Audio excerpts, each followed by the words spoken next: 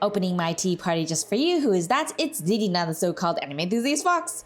It's time to play more EX02 for Night. Quite excited to be playing with Rosetta of all characters. I mean, I kind of had a feeling because, you know, it showed like the icy areas and whatnot. And when you think of ice, you think of Frozen Darkness. I think that's what it was called, the EX00. So I'm pretty excited for this. Hoping that we can finish the normal and the hidden today for EX02. Maybe we can get through the interludes, but I highly doubt it. So I guess that should be a good enough review on what we're going to be doing today. Anyways, I do feel a lot better today, so hopefully my voice won't be as bad as before. So we'll just get started. Now, I remember I'm going to change to him. There we go. With the information from the captain, everyone hurried to the special research lab used to create and research humanoid hybrid constructs. I can't believe the Amberia that brought destruction upon the ARU still lives. According to the captain, that means all those people that were captured were just scapegoats.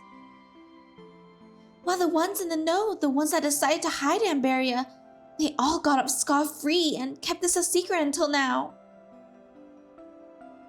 While preparing the equipment, Simon carefully analyzed the information at hand, while Diana gazed off into the distance. Commandant, while we have the time, let me perform maintenance on your polar soldier. Must I be in this thing? You know how to? You're not checking on Diana? To the forest guards, this place is the beginning and the end. There's no need to worry about Diana. She can handle herself. Rosetta deactivated her flotation and kneeled in the snow. She carefully checked the seal between the joints of the outer armor without even a single scratch going unchecked. You sure are amazing, Rosetta. Not only can you fight, you're also quite the skilled mechanic. What can I say? I'm just trying my best. It's more than that. You must be real talented. Me? I can't even hold a candle to you. I'm just trying my best. I always run into trouble, so I gotta make sure I'm prepared for anything.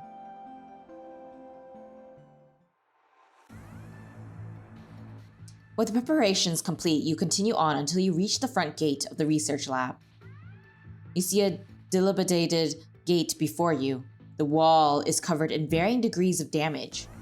Looking through some of the busted windows, you see the vacant interior. The building appears to be on the verge of collapse. What's going on here? Why are there bionics here? I have no idea, but clearly something sus. You expected some stray bionics, but not a situation like the one before your eyes. Ooh. Bionics are tunneling in and out of the unguarded building, emptying it of research equipment and parts. Stop them! Are they looking for the code too? If so, their actions before don't make much sense. Forget it. We don't have time for this. I mean, they could be looking for the code to destroy it, you know? Boss, we gotta stop them! Diana, there's gotta be some roadblock devices nearby. Yeah, we can activate them and it should stop the bionics in their tracks. But looks like some of them already ran into the research lab. Leave it to me and Diana. They can't outrun us, Commandant. Think you can handle activating the roadblocks? Do you know where it's located? Think you two can handle it? We can handle these stragglers. Woo! Bionics are charging into the building. Let's get moving, Commandant. Let's go. Roger!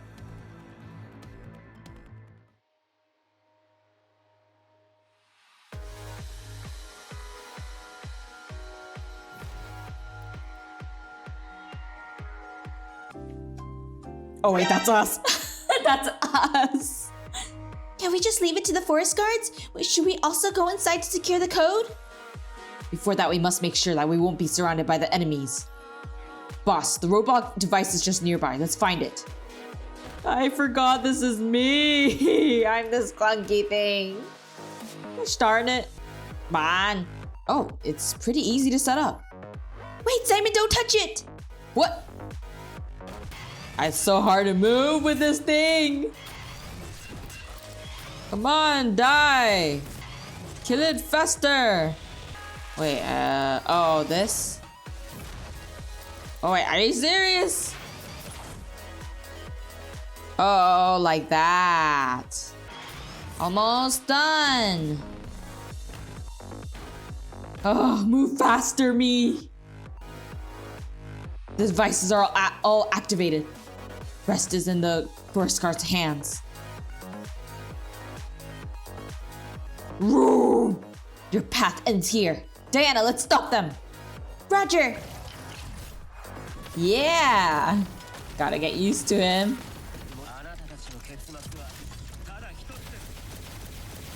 Whoa.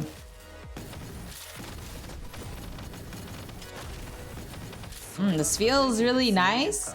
Looks like it's a success. Let's go inside the research building now. Wait up, Atiel. Time is money. We need to find out what the code is ASAP. She's got a point there.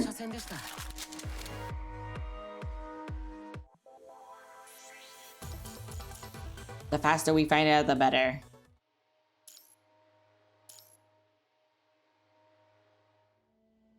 Hey, Simon! By the looks of the stuff here, I think we made it to the database room. Hang on, let me have a look. Hey, Diana, are you familiar with this system? Only just a thing or two. I'll give you a hand too. After securing the server in the research lab, Simon immediately set about looking for intel on Amberia. Not technologically inclined and unable to help, Rosetta is in the room lost in thought. What's on your mind? Tired? I was just thinking about how many forest guards were born here. I may be labeled a sinner all the same, but I don't carry the same weight as Diana and the others. I was modified because of other reasons. After I was reborn, I've been fighting ever since. After all this fighting, I may have gotten stronger, but I still can't change my misfortune. And when I met you and Alpha, I really thought that was the end. But I survived, and then I had to face Alpha again. Then this time, I thought it would just be a few minor skirmishes. Who would have thought? We're now up against that Amberia in the legends. It's just a coincidence. Looks like we're all unlucky. Of course. I by no means think I'm special. I'm just used to it is all. But enough about me. If the problem can be really solved this time, the forest guards can finally rest at ease. Why? But we can't tell anyone about Amberia, can we? Bygone can finally be bygones, and we could bring an end to the nightmare known as Amberia. In fact, many people in the ARU think that the tide is just a ruse by the forest guard to ensure our status. They're always afraid that we'll become the next Amberia. They've always been in fear that another Amberia will rise in the ARU. Fearing. Even with that master code they programmed us with, the code to make us listen to their commands. But not a single forest guard wishes to harm each other. Because even amid torrential snow and wind, the forest guard's honor stands strong. Man, the forest guards are like so cool. Oh, this makes me respect them even more. This is an old saying among the forest guard. Well, I guess the forest guard aren't exactly that old. So why did they turn you into constructs? If they fear the power of humanoid hybrids, then why would they continue making them? There wasn't a choice. The punishing virus poses a terrifying threat. Corrupted invasions are rare for the ARU, but not non-existent. We're far from safe. You could use ordinary machines to deal with the tide. If you can't defeat them, you can always just run. After all, the tide will always eventually recede. That, however, is not an option for the corrupted, so there's no choice but to use constructs. You're walking a fine line. Then how do you stop humanoid hybrid frames from going berserk? As long as the frames are made more human-like, it'll be fine, or so I've heard. But I'm afraid only the higher-ups know the technical details. Arctic Route Union has been and is still trapped in the nightmare known as Amberia. Everyone has lost hope. If we really can get rid of Amberia, the forest guards and the ARU as a whole can start looking toward the future. Commandant, sorry for asking you this right now, but will you help us bring an end to the nightmare that plagues this land? I mean, It's not like I have a choice, right? I mean, we need to get rid of her one way or the other. There's not much we can... It's not like I can be like, oh yeah, no, I'm sorry. Yeah, I'll just let Amberia, you know, go berserk and destroy... No, I can't do that. Of course, that's what I've been doing. Yes, you're right. Everyone, I found files on Amberia. After searching for some time, Simon jumps in and interrupts your conversation. He points to some records on the screen showing Amberia's true form. Can you still call her a humanoid hybrid? Your eyes are immediately taken by a figure with a tar black mask for a lower body on the screen. Your skin crawls at the sight of her, almost insectile hands and deconstructional mechanisms. A giant woman is connected to the front of the black lower body. You roughly make out that this is a humanoid structure left to synchronize the mind. Yet even this humanoid figure does not invoke relief. The bundles of installments and devices jutting out of her only serve to enhance its uncanniness. This is too much! Even if she never went berserk because of some bug, to see herself become such a monstrosity... You would definitely go mad. The chamber remains silent, but the same thought lingers in everyone's minds. As long as the frames are made more human-like, huh? But they've turned Amberia into a monster! Reading through the data, you learn that the Forest Guard's construct framework is a subsidiary form of the technology used to create Amberia. Only intentionally downgraded. Anyway, the most important information is on the next page. Simon could barely maintain composure at the grotesque figure on the screen. With an already pale face, he stifles his urge to vomit and scrolls to the next entry. Secret Entry 618, Code. Here is a detailed account of Amberia's control system configuration. The final entry outlined the specifics on what exactly her code entailed. I low-key want to see how she looks, just to see how bad it is. But at the same time, that would probably make this game into a horror game, so maybe not. Obsolete Bionic series, Derek. Its voice is the code. The code is Derek's voice? Everyone finds their mouth agape, except Simon, who, without a single clue, is waiting for someone's explanation. Roar! A sudden roar of the bionics removes the room out of its reverie. Immediately following the roar, tremors from fracturing glaciers cause the room to tremble. What's going on outside? Return to the base now! Yeah, let's rush back and protect the others. Derek's voice? Are you kidding? That doesn't sound good. Max Unit 1?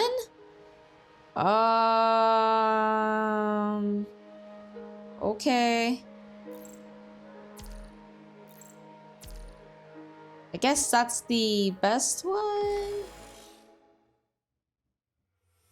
Good thing we rendezvoused in time. Quickly, escort the civilians to the safe zone. Everyone else, keep an eye on the bionics. Damn cannon slingers! Get your asses over here! The base is in turmoil. One group of humans is engaging with the bionics approaching the base, while another is hastily preparing for the next wave of attacks. Ugh, I'm sorry, I don't feel so... Simon, neither a construct nor piloting a polar soldier, had no choice but to hitch a ride on Diana. Upon reaching the base, Simon could no longer hold his grip and tumbles off of Diana, rolling onto the ground. Are you okay? Did you go through training in Babylonia? I just need a quick breather. Before he could finish, he signals for an open path, scurries behind the shade. By looks of things, he's likely going to be out of action for some time. That would be me too. Simon's always like this. I'll go look after him. The code, did you guys find it? Captain Stason pushes his way from out of the crowd. Handing over the command to one of his subordinates, begins to shake Atiel vigorously. Calm down. Derek's voice is the code. Derek, you mean that mechanic narwhal? Wait, why is that mechanical narwhal's voice the code? They're using a voice control Amberia? I can't tell what they were thinking either, but I'm afraid it's true. Derek's voice is specifically designed to resonate with the frequency of humanoid hybrid minds. How's that possible? You must know what I mean, Commandant. You saw it firsthand. Our last time in the ARU. Yeah, Derek's voice was the main reason I wasn't taken by the virus. I didn't realize it at the time, but looking back, Derek may be the key to everything. Now that you mention it, even though Derek swims all over the world, he always returns at a specific time. The ebb and flow of the tide. You mean that narwhal's the key to putting Amberia to rest? Looks like it. Where is Derek now? Will Derek be returning soon? He usually shows up at about this time, so he should have. We all assumed it was part of his migration cycle. But this time Derek is running late. As a result, Derek might be malfunctioning. The reason being... Alpha. That must be it. Alpha had her eyes on Derek during her last visit, and in trying to tame him, she must have caused a system malfunction. Then what do we do? No Derek, no code! Evan has the code. Why, Evan? Diana suddenly recalls the last time she saw Evan. Supersonic Derek! Woohoo! That's definitely Derek's voice. Wait, where's Evan? Before you can react, Evan has already fallen to the ground. A familiar female construct has snatched the voice player around his neck, radiating a terrifying smile on her face. Atiel? Shoot grapple at her. You pilot the polar soldier to attack Atiel. The grappling hook scratches Atiel's torso, causing vital fluid to spray out. Damn it!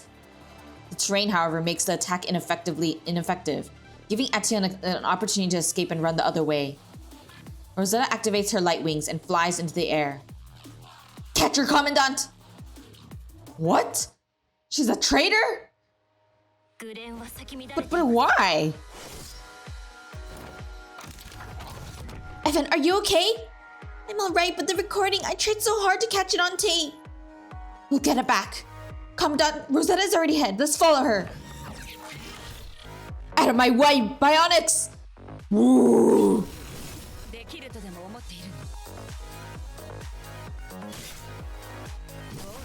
Hey, we get to team up with her. The bios be going at full force, eh? Set up the defense immediately. Everyone get your weapons ready. Hey, you boss guy, take the forest guards and go after that Babylonian traitor. Damn it. Some reinforcement she is. What even is she trying to do? It's probably something to do with Amberia. Hey, we get to play as her. Heck yeah, feels good. Almost done.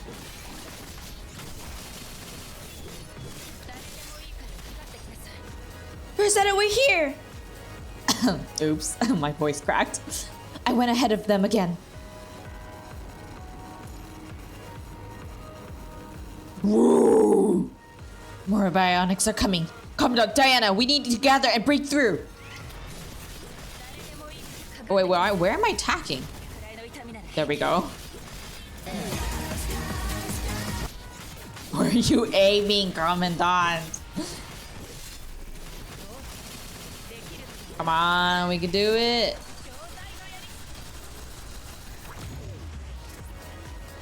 You're going after Atiel, aren't you? I'll manage the other constructs, but you need to take care of Atiel and Amberia.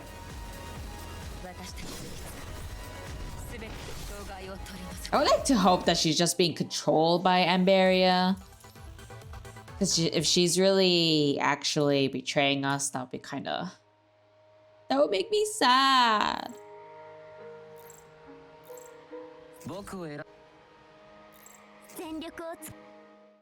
There we go. Found her tracks. Over here! The attack may have failed, but you managed to place a tracker on Atiel. Leaking vital fluid and broken construct parts are visibly scattered on the white snow.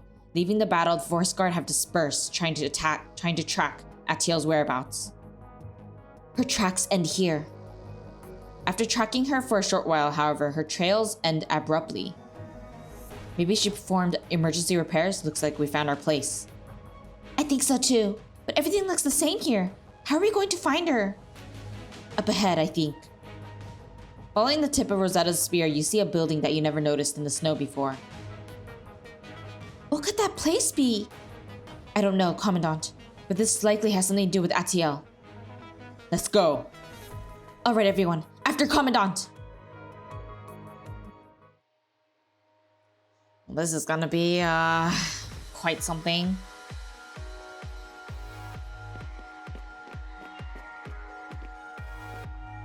hole leads directly to the underground. Let's just keep moving. Search the place.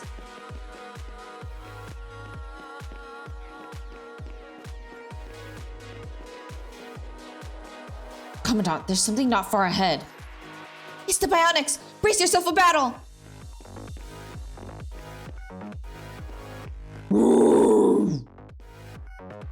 They should really have a roar. Oh, cool.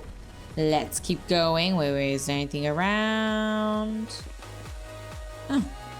Wait, what does that say? Lighthouse Inc.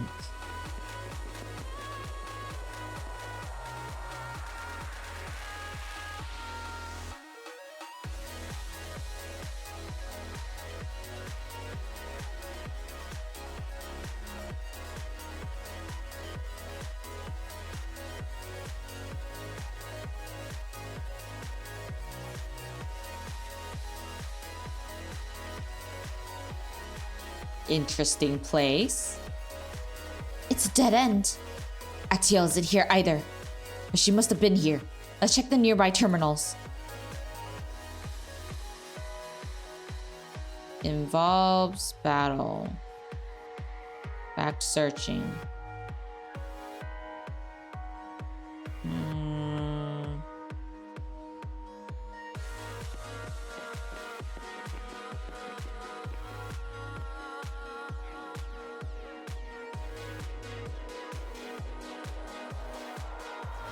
Oh, okay, so I can't enter that area. You found an abandoned note. Someone scribbled 4 of a kind, 4 plus 1. What about this? You found an abandoned note. Someone scribbled full house equals 3 plus 2. So 5, 5? 5? Yeah, it's all 5. Yep, 5. There's still one more over there. Yep, this is also 5.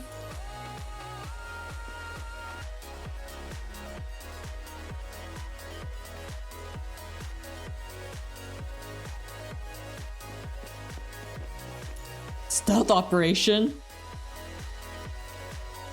No straight lines. Dodge van.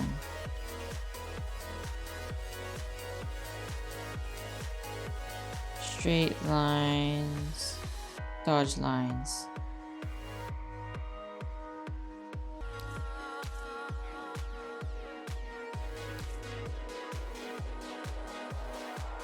Maybe? It's kind of hard to understand.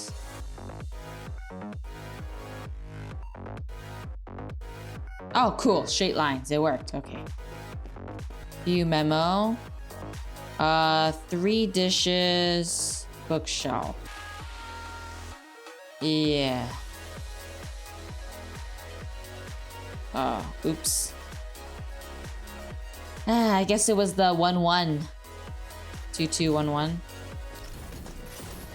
While you were using the terminal, we scanned all the nearby objects that could be related. I have marked some potential areas of concern.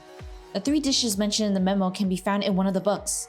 It's pointing at the bookshelf to the southeast of the lab. Go to those places and you may find clues that lead to the next step. Commandant, it's up to you to decide. Right. Let's go there then. 3 dishes, bookshelf. Okay. Now we go to the last one. View. I often had to go over the mountains when I served in the outpost. The twin brothers were always there with me. Even now, I still keep them next to my sleeping cabin. Sleeping cabin. Yes. Twin brothers' snow boots in the sleeping cabin. Okay, let's go over to it. Sleeping cabin. Right here. Cool, cool. Makes it a lot easier. Maybe we could find a new way. What even is going on with this place? There's no point to overthink. Commandant, let's keep going. 回も完璧な車線でした。 I'm getting there, I'm getting there. Probably.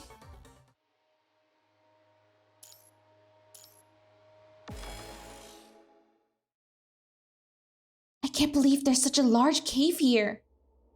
Walking into the entrance, everyone arrives at a strange underground world. There's a production line over there. That must be where our enemies came from. No wonder the numbers don't match up. That doesn't make sense though. Why would such a large cave go undiscovered for this long? Must be some sort of interference. Look up there. The strange lights. They must be some sort of signal jammer. They put so much effort into burying their past mistakes and building this military base instead of trying to rebuild the ARU. Because they had war in mind. That's all in the past. Yeah. The captain said that Amberia and Bionics were built for war from the start. From the looks of this cave, you can see the true intent of the ARU's leadership. They never swayed from their belief that war was the final solution. Oh, how very deep and all. Forest guards? Ririna, you as well. Who's there? Well, well. An unfamiliar female voice warbles through the air, nauseous and muffled like noise. Self-intros are annoying, but I guess I'll still go through with it. My name is Lamia, an Ascendant. First Alpha, now Lamia? Do you Ascendants think you could stroll in and out of the ARU just as you please? Well, we just needed something here, that's all. Are you the one behind all of this? Where is Atiel? Oh, come on, little pumpkin, you know the answer. Which means you have Atiel. I'm only here for Amberia. We've got enough juice so after she's fully recharged, you can make her go beep boop with the code and voila! Then Amberia will be under my control, after which... You're just telling us that? Can't you just use the virus to control her? Ask all the wrong questions, check. Nanami cuts the broadcast. Bionics begin pouring out of the dark recesses of the cavern. Wait, these Bionics. They've been corrupted. Corrupted and Ascendants. Is that Lamia trying to turn ARU into Kowloon? We're here to prevent that from happening. Let's break through their forces and continue downward, Commandant. As you're about to move, the ice cave begins to rumble. It's a trap? Great. It's like the Ascendants will never go away. They're everywhere. The trap just sent Rosetta and the others to the lower level. We need to get down there. Wonderful. This might help. Or not. Diana's so adorable. Onwards! We're just wasting time here fighting. Diana, are you alright? It's Rosetta's voice. Rosetta! Wait, that means that Atiel was Lamia. Potentially.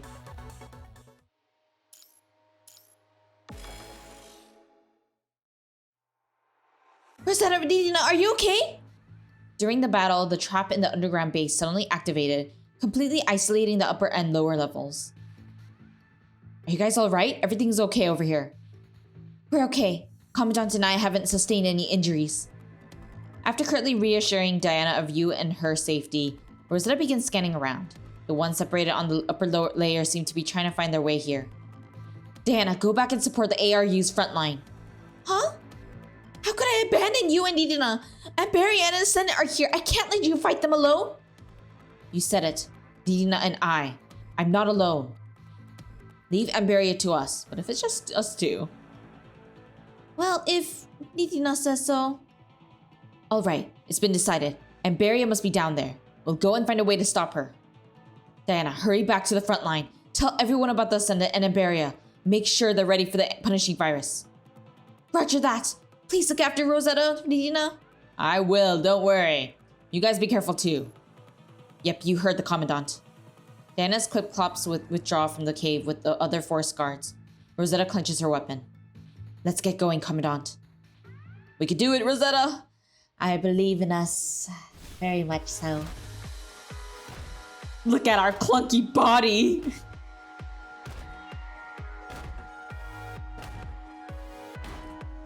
Man, we walk so slow. Commandant, we're quite far down. Yeah, we sure are, like, very far down. It's not like I'm claustrophobic or anything.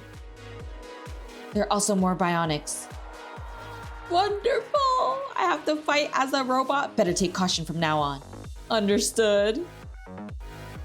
It's like I can do any stealth when I'm a robot. Look at my slow body. Oh yeah, I could just use that. I just realized. Ay, ay, ay. I'll handle the combat, Commandant.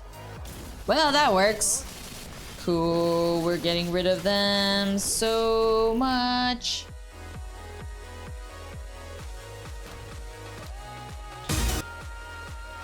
Are you serious? That's how far I went? Oh!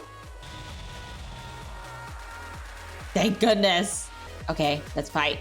Fight, fight, fight, fight! I knew they'd be corrupted. This place is probably already... Get destroyed! We're there, we're there, we're there! Oh boy, I'm so scared! Come on! Okay, good. Is it that way? Okay, good. I wasn't sure which way I was supposed to go. And there we go. Okay, where are you going?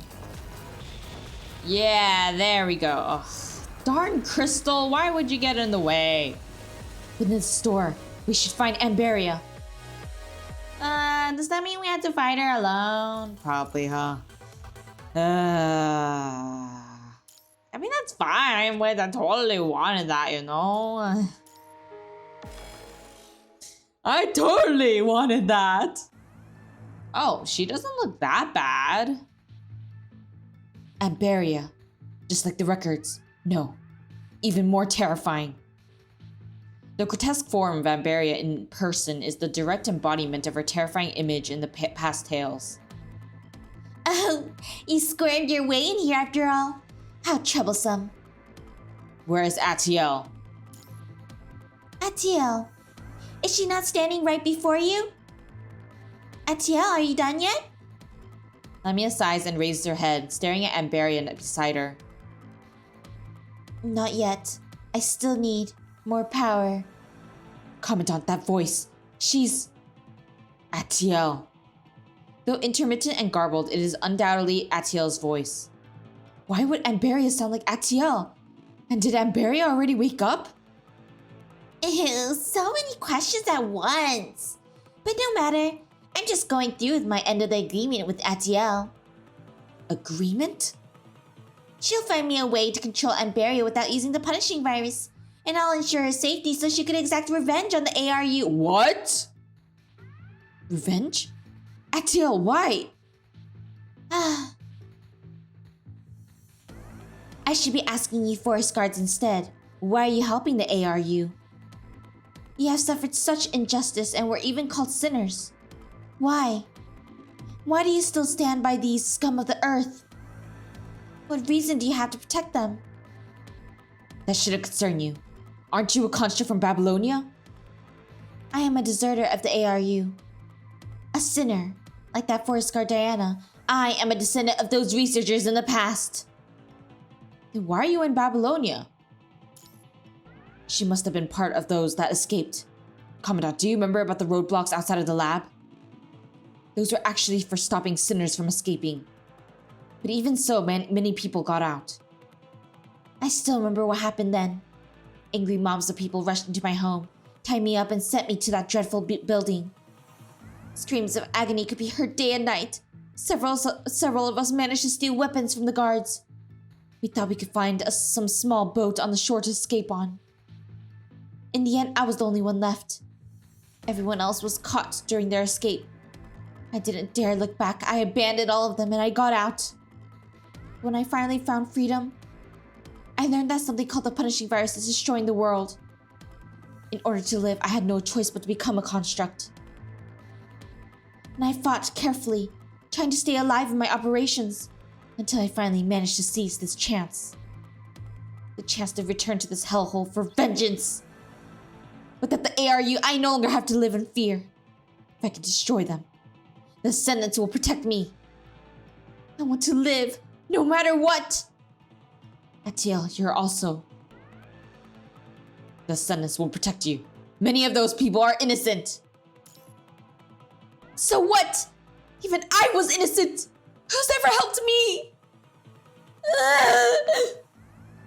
Oh, your mind integration has entered the next stage? Good. Atiel, I will now use the code to activate your frame.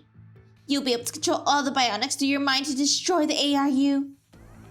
Lamia whips out a recorder, the one that was hanging on Evan's neck, and installs it in a voice-amplifying device. Stop her, Rosetta! Roger! Rosetta immediately launches an attack, a shockwave from the head of her spear gushes through the air directly at Lamia. Is that all you got? It phased right through her? The voice! Unstoppably, Derek's voice reverberates throughout the room. As if heeding the call, the nearby energy transmission pipes begin to glow. Atiel, turn these two into mush.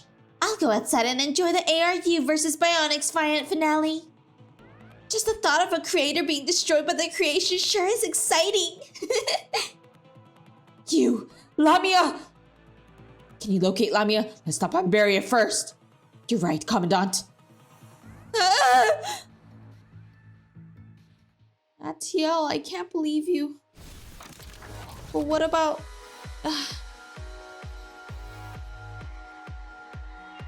Oh boy, let's see how grotesque she is. I will destroy you too. I will live on. Atiel.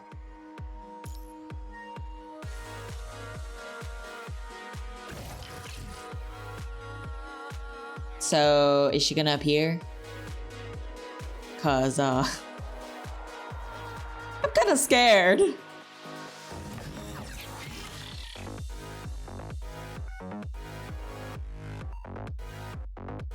The pipes are compressing the energy and pumping it to Amberia. Commandant, let's destroy the energy tanks first.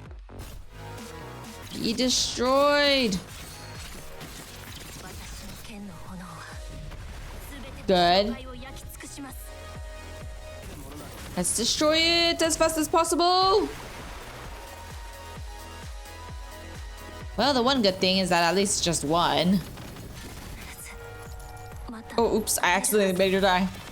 I was too focused on the other stuff. Let's do this. Almost. Okay. She's awake. Wait, no, I am at the Amberia. What's this? I guess she can't tell.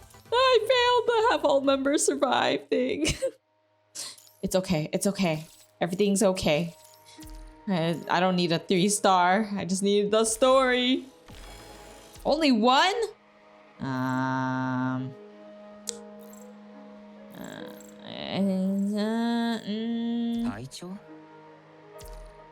I guess that's good enough. Gather up and defend. Keep an eye on your companions. Zone 2, switch places with Zone 4. Move! Shields up!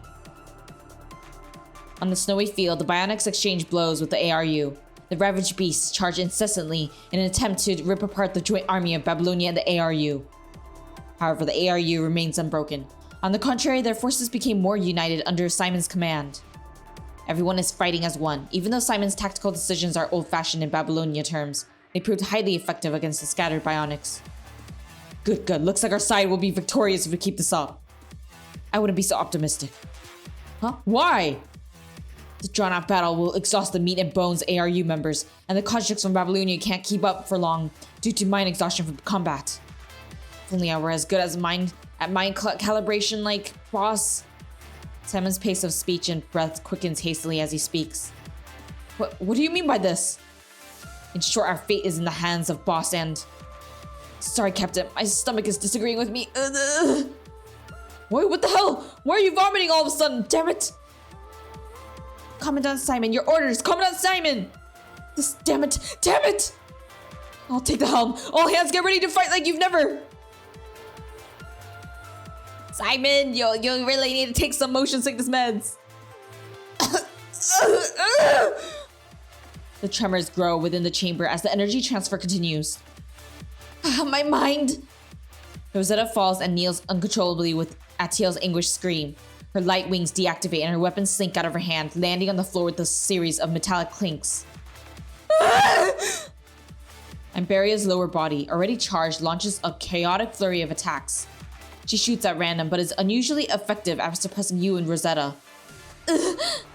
Rosetta, is your mind okay? Rosetta is unable to continue fighting in this state, so you pilot your mech in front of Rosetta to protect her from Atiel's attacks. Thank you, Commandant!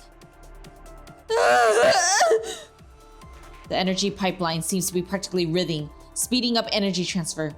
Rosetta finally stands, lifting herself up with the back of your mech. Commandant, this doesn't look good. Remember on the files? Our roots also trace back to Amberia. I feel weak all over. Can you try to remote leak and dive into my mind?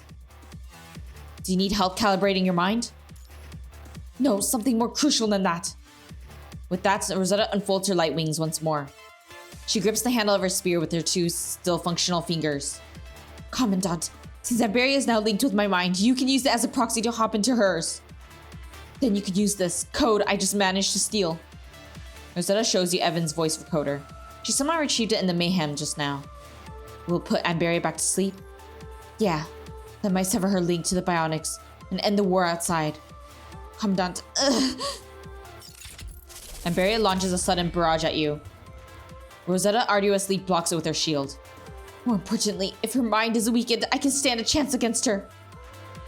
Amberia's energy pellets land on Rosetta's shield and dissipates into an icy sheet of fog. Rosetta turns her head at you in pain. By the look in her eyes, you could see that she is determined to win. Win, Rosetta. Please hurry. I don't know how much longer my mind can take it. Connection initiated.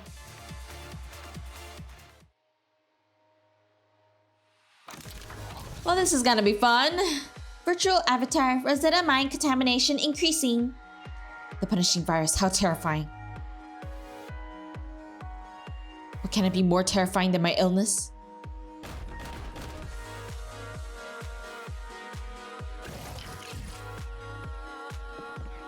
I'm Atiel, nice to meet you.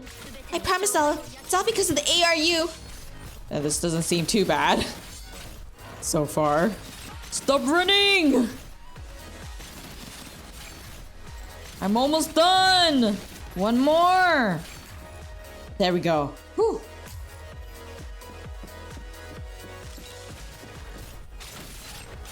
Again? I can't open my eyes or speak to others, but I can hear them.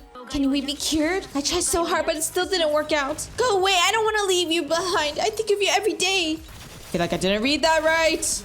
No! Why is everyone so small? What happened to me? I can't feel my body anymore. Yeah, you think? Clearly. What am I? I'm a weapon? No, no! Okay, we got this. Just a little bit more. Yeah, there we go. Clean finish. This voice. Derek? Where am I going? Ah, right, I must fight. Almost. Just a little bit more. And it's over. This feeling. And I can see you right next to me. I see. The real me must be fighting outside. Well, I shall step aside then. Let us bring victory home. Commandant. Of course. Oh, are we close to the end now?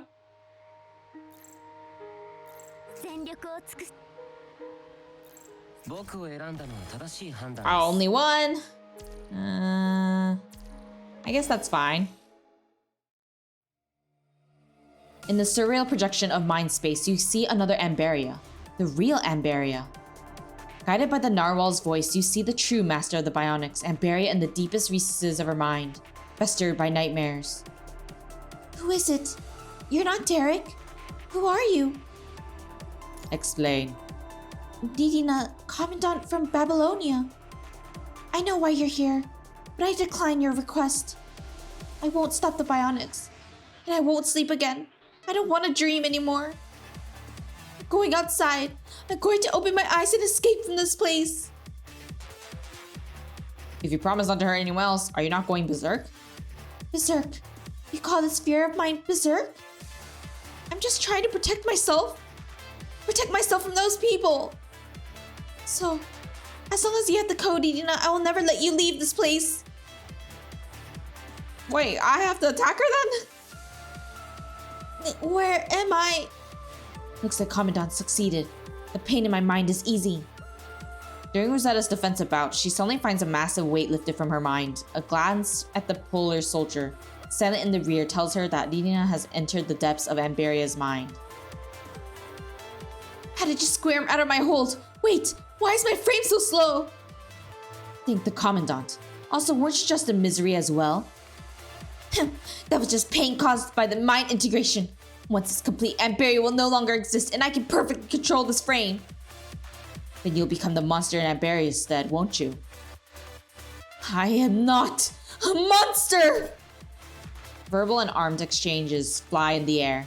With Amberia's mind integration paused, Rosetta can finally make use of her lightning-fast speed and destructive power to gain an upper hand. If you're not a monster, why do you want to become Amberia and destroy your home? Take a look at yourself. Why would you protect those bastards? Because I love this snowland. The feeling of snow beneath my feet. I want to be proud of this place. What? I've always believed that the ARU can change. I thought I could find this change through the outside world.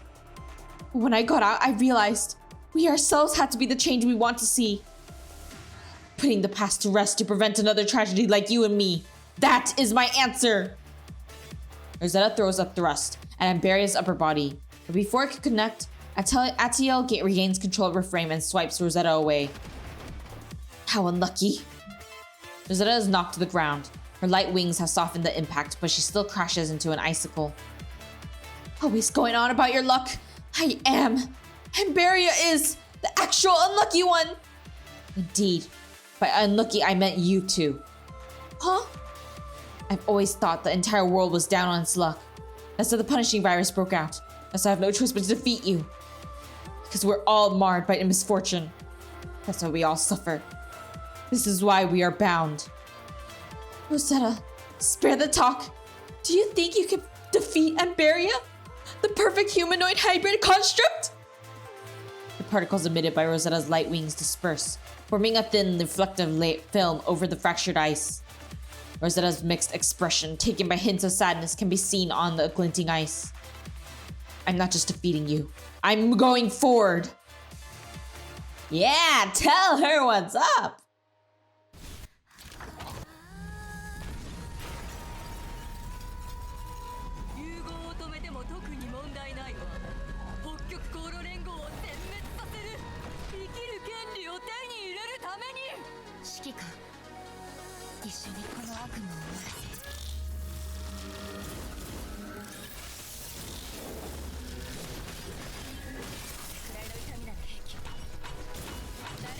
Oh, that's how she looks!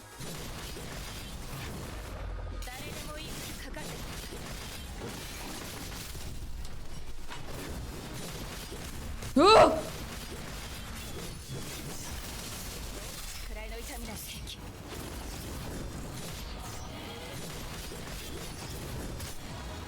Oh, I thought I dodged that.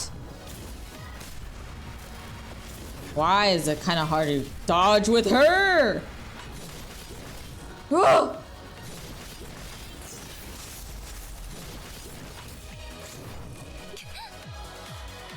Is it impossible to put an end to this long-lasting hatred? But I believe in you. I'll have to do my part too.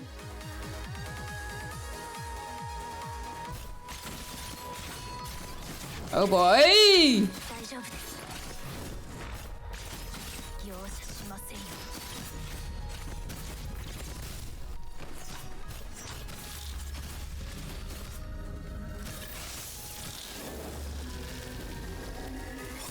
Oh boy! How am I supposed to dodge that? I'm gonna die!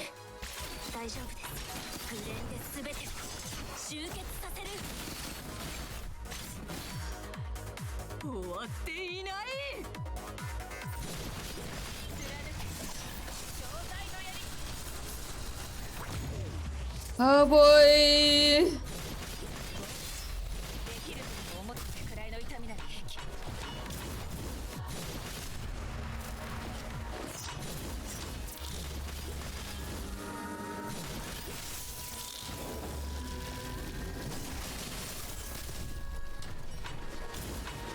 Oh my gosh! Oh, dodge!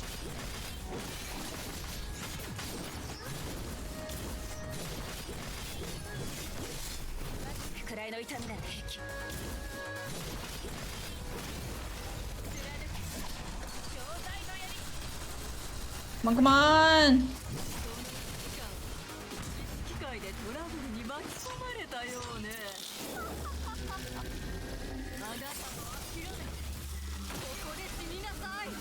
No!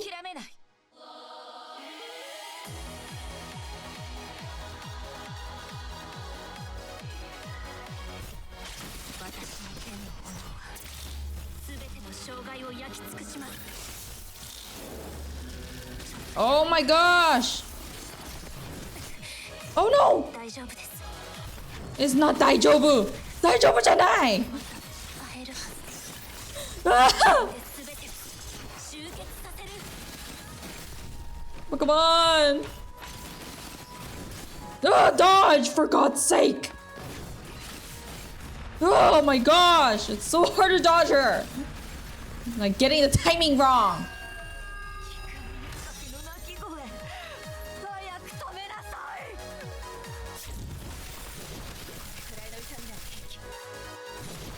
I dodged that too, but I guess not!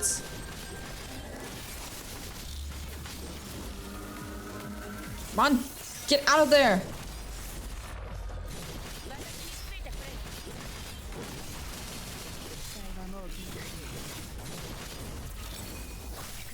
Ugh! Dodge! Why can't I dodge? Darn the red thing. Finally!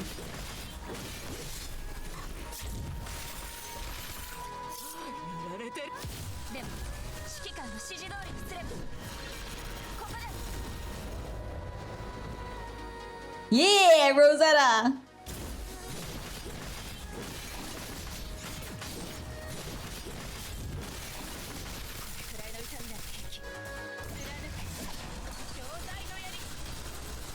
Come on, come on, we're almost close.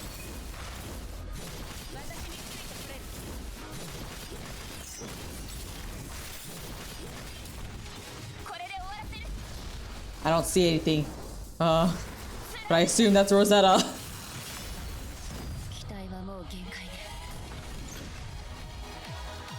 I wish I could see her.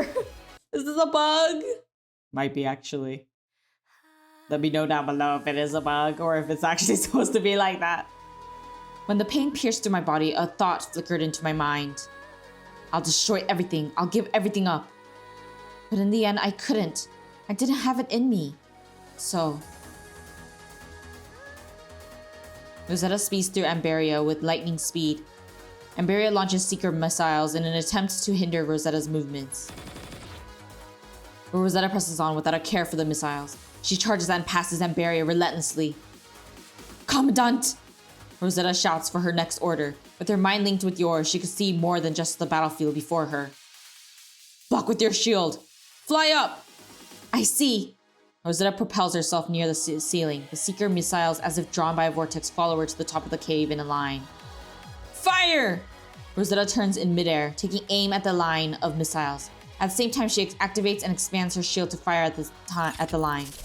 The missiles explode, causing a huge quake that almost turns the cavern inside out. Taking advantage of the smoke from the explosion, Rosetta charges directly at Amberia. Rosetta! You're now completely Amberia, huh? It might have been due to the mind integration mentioned by Lamia, but Amberia no longer seems to be a split between Atiel and Amberia. It's as if she had become something else. I'm one step away from becoming free, one step from seeing the world. Why must you stop me, Rosetta? Amberia strikes at Rosetta with her hand, to which Rosetta parries with her spear. When our minds were connected, I felt your will and your desire, and your pain and anger also flowed into my mind. Then join me in revenge against the Union. Let's take our revenge on this world. No, this will only bring more painful tragedies. I don't expect you to forgive or understand us. As a humanoid hybrid, most of my mind is also taken by the instinct to fight. But regardless of what all this means to you, I must keep moving forward until we reach the future where we can acknowledge the past. Rosetta! Amberia strikes Rosetta with one of her front appendages. Rosetta stands firmly. Commandant, permission for using my core function! Charge, Rosetta! Rosetta is planning on unleashing the remainder of her energy for an attack. A secret weapon after her repairs and modifications in Babylonia. Before Amberia can react, Rosetta takes to the air and inserts her transformed spear into her shield. What are you doing? Amberia, Atiel, I don't know if I'm the one to do this, but there is something that I must say to you. What? I'm sorry. With that, Rosetta points at Amberia's core with her spear. During the battle, Rosetta has already made out the location of her core. Using her shield as a scope, she takes aim, and her spear fires a blast point blank. Dang. The huge blast of energy triggers a chain reaction with the explosion at Amberia's core, enveloping the surrounding area. You've been waiting to hear this, haven't you?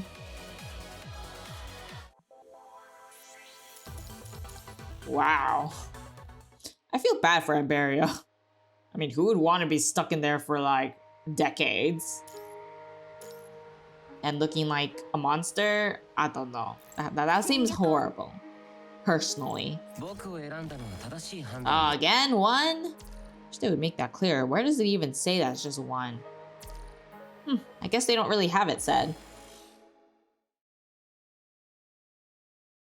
After Rosetta's final blow, Amberia is completely engulfed by the explosion.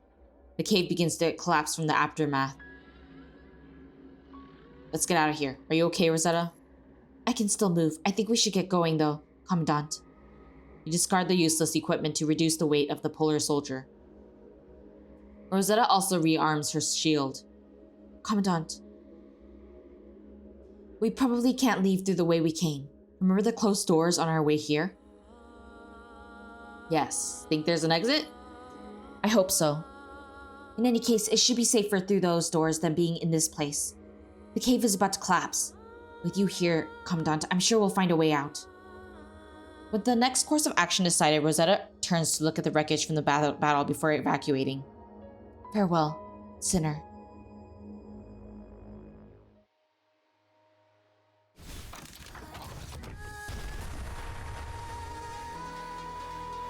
This place is collapsing. Commandant, let's get out of here. Pay attention to the falling icicles while you're moving. Yo, Sidious, I have to move with these,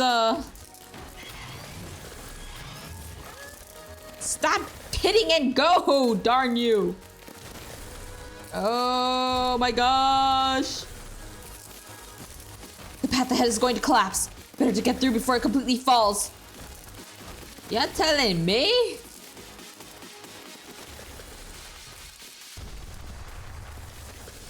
Well, that was a close one. Oh my gosh. This darn thing. Oh my god, I'm gonna die. Oh my gosh, I'm gonna die. I'm gonna die. I am gonna die. A dead end? No. Commandant, the ice wall seems to be weaker than the others. Maybe you can ram it with your mech. Sure, why not? It didn't work. Nothing? How? The wall on the other side has come down. You must have triggered a secret exit. No choice, let's go. You know, girl, I'm about to die here with this mech suit thing. One hint and I would die. Okay, get the heck out of here now. Are you serious? It's still not done? Well, at least there's no icicles this time, so I guess so. This is the dead end. We have to go right. But the right is a dead end too. Oh wait, it's not. I thought it was a dead end. Clearly, I'm unable to see things. There's a light ahead. We just have to get out of there.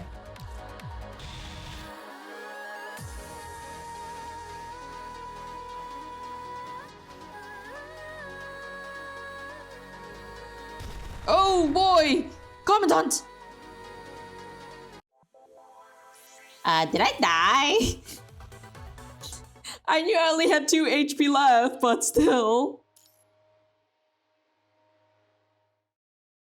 You shine a light on the surrounding area, but you still find yourself enveloped in darkness. Your mech ejects the pilot in case of danger. Kinda lucky I managed to catch you before the cave collapsed, Commandant. Right before the cave collapsed, Rosetta dropped her weapons and rushed over to protect you from the falling debris. Are you hurt, Commandant? I'm okay. What about you? Not so lucky. My light wings are smashed, but everything else is in working order. Rosetta squeezes out a smile to lighten up the atmosphere, but the situation is still dire. The cave seems to have entirely collapsed under the explosion, burying the production line and everything else in ice. Being a construct, Rosetta can shield you from the debris for a long period of time, but maintaining status quo does nothing to help the current situation. Commandant, how do you think the ARU is doing? And Diana and the others too? They must have won. They should still be good. Yeah, we defeated Amberia, so the bionics should be pacified. The past has finally been laid to rest. Amberia, Atiel. I don't know if I can prevent any further tragedies, but at least I have a way to end it. Now we can move forward. It's all thanks to you, Commandant. I wonder if the apology got through. Of course it did. That would be nice then. I came to this answer after thinking about it a long time. The answer to end this nightmare. Rosetta continues on drifting through various topics, finding ways to keep your mind off of the freezing weather and embolden your spirits. But the end eventually comes. The cold air seeps through the debris and into the space of you and Rosetta. Oxygen grows thin, and you find your thoughts growing muddled. Don't worry, Commandant. I will bring you back. I promise the Grey Ravens. Yeah, but now... Commandant, no, Ririna. Do you know why I chose you and why I asked you to help us move forward? Rosetta throws another question at you, the one question that lingered the longest in your mind. Being a reinforcement operation approved by Nicola, Rosetta must have had numerous choices. She could have even requested for a solo operation. But she did not. She walked over to you and chose you. I'm always down on my luck, but... Rosetta mentions her misfortune once more, but she continues on. The constructs by your side always seem so happy. Even when misfortune befalls, they would never complain. They never show despair on their faces. I feel warmth whenever I see you hanging out with your squad members. I thought maybe I could learn something from you. Say, the strength to press onward. Hey, I heard some sounds up ahead. Get digging! Huh? Huh? An unexpected response interrupts the conversation, followed by the loose sound of ice crackling from above. Looks like at least my hunch is right. Yeah, they're here to save us! Those who dug out the escape route were members of the ARU hastily sent by Captain Stason after the battle. Stason said he heard a huge explosion during the battle, so he accepted Simon's request and brought people for a search party. Finally, he found you here.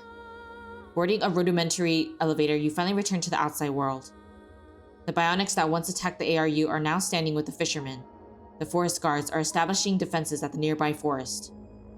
And Captain Stason was taking care of Simon lying on the ground with a disdainful look on his face. It's over. The sun rises, gleaming in an almost palpable luster, inviting the beholders to share in its warmth.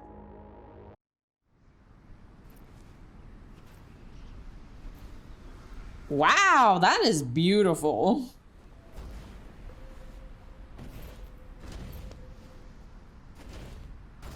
Oh, 気をつけて。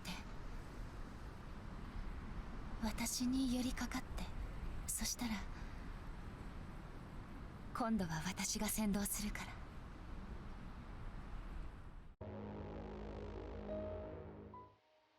ら。That was pretty. Wait, that was the end? That was the end. It's time for the hidden. Nanami and Mart? Wait. Nanami? Why is Nanami appearing out of nowhere in this context, huh? But I'm so confused. Okay, whatever, it's fine. Wah ha ha ha! Wah ha ha! Wah ha! Ha! In a small forest in the snows, a yellow-black construct and a bionic bear are staring fixatedly at each other. The construct is standing on a giant rock, drawing herself to her full height with her arms akimbo. Faced with the weird construct, the bionic bear looks as if it just ate 10 barrels of expired bionic fish. Ha! Just stop hawing already! The bear roars, trying to stop the construct from continuing her inane actions. The construct shows brief surprise, but quickly recovers and hops off the rock with a beaming smile, happy that some bear has answered. Finally, a mechy teddy that speaks! All the other bear roys just pounced on me without a word. Yay, finally! A talking bear! You can't have been just hawing the whole time before I got here, can you? Well, Nanami ain't so sure about the situation here, so I tried communicating with body language. Ha! In the middle of Nanami's explanation, she takes on the strange pose from before again, even sprinkling in a ha at the end. It dawns on the bear that Nanami is trying to communicate with the bionic mechanoids through her unfathomable pose and laughter. I mean, we're bionic machines, but that doesn't mean we converse through these poses, and please stop with the ha's too. Then I'll do it the normal way. Now that I know you can speak, Mechy Teddy-o, can you tell me where I am? Stop calling me a Mechy Teddy! I have a name! Martin! Just call me Martin! Martin. That's no cute teddy bear name at all. Wasn't trying to be! Anyhow, Nanami kind of just went around and found herself here. So what's this place? I don't have a map. You just went around and found yourself here? Do you have a boat or can you swim? Whatever, it doesn't matter. This place is part of the Arctic Route Union's territory, one of the largest human settlements. Never heard of it before, but it does feel like Nanami's gone pretty far away. Now, what to do? You came all the way over here for no reason. Hey, it's just a Nanami pleasure trip. What about you then, Marty? I think I'm supposed to be shooting down some aircraft. Supposed? Martin's bear-like features twist into one of visible hesitation, but he answers Nanami shortly. Yeah, I have to get the anti-air weaponry ready to shoot down some aircraft. No time to mess around with you here. Okay then, the court of Nanami has reached its decision. Nanami will help you shoot down your planes. Oi, don't! What, you? But the ones on the aircraft are... Constructs and humans, right? It'll be alright. You're only supposed to shoot down the aircraft, yeah? Just hand over the artillery commands to Nanami. Nanami! Nanami climbs atop the Nanami rock as a pedestal again, then points one finger at the sky. We could just shoot down the planes without hurting the people on it, Morty. Morty. Poor Martin. Poor Martin. Oh boy. Are you really going to help? Nanami never breaks a promise. Anyways, don't stop, Martin. Prepare to fire! Wait, let me perform some repairs first. Okay. Nanami. Just why?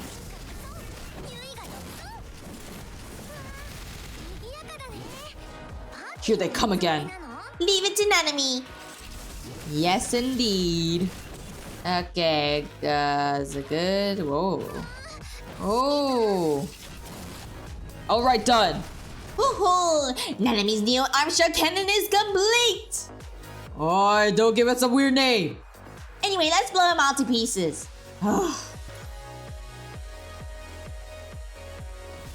Is that why we got blown down? Perfect. Tap the basic attack button to launch the... Defeat all enemies with the... use the joystick to aim. Oh, that's how you aim. I was wondering where the aiming was. And good. All clear. Only the aircraft left now. I'll pray for you, so turn into stardust. Oh boy, Nanami, why?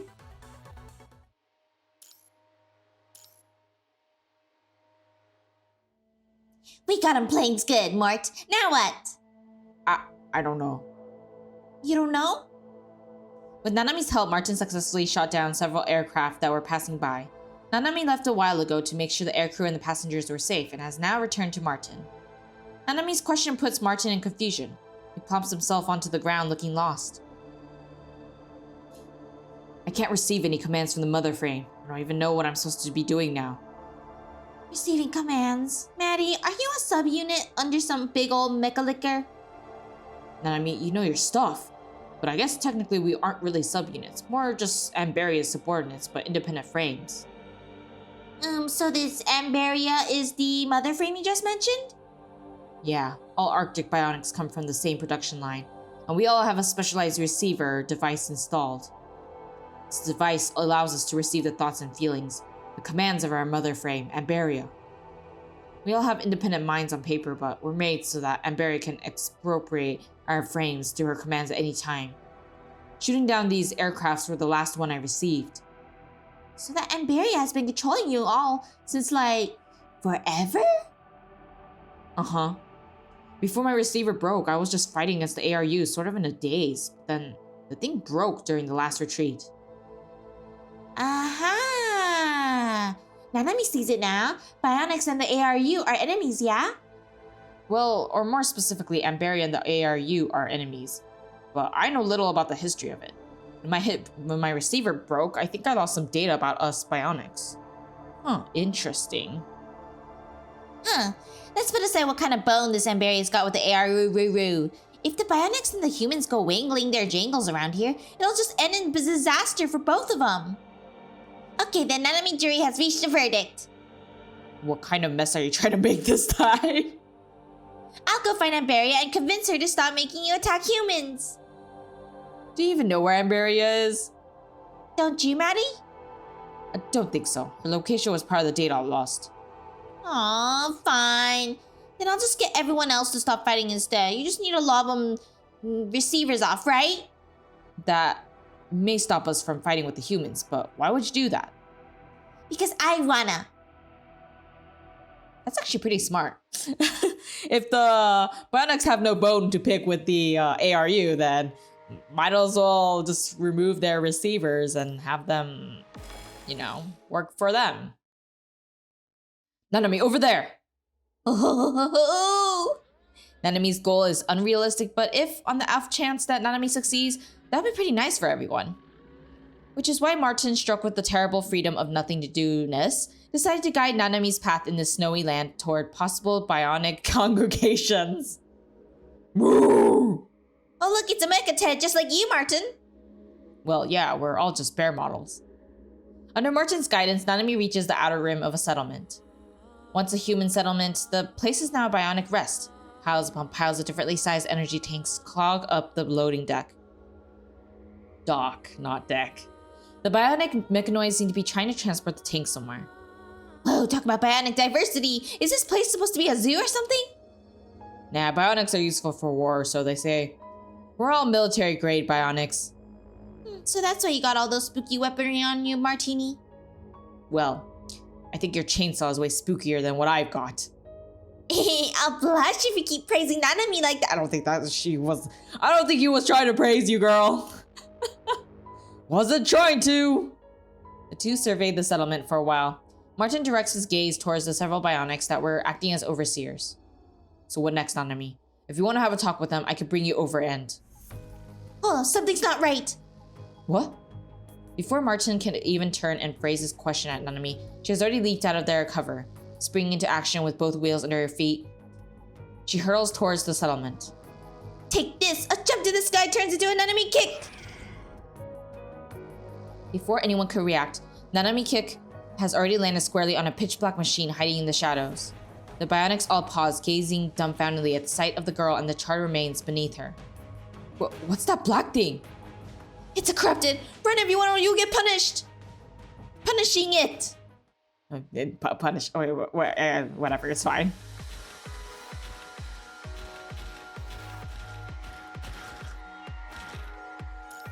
They're all out! Let's go! Nanami, I'm here to help. Where did all these corrupted come from? I don't know, but they must be hiding here for a while. Let's help the survivors first. Thank you, but who are you? I am your savior! You're no longer controlled. Not controlled? What have you done? Huh? Watch out, Nanami!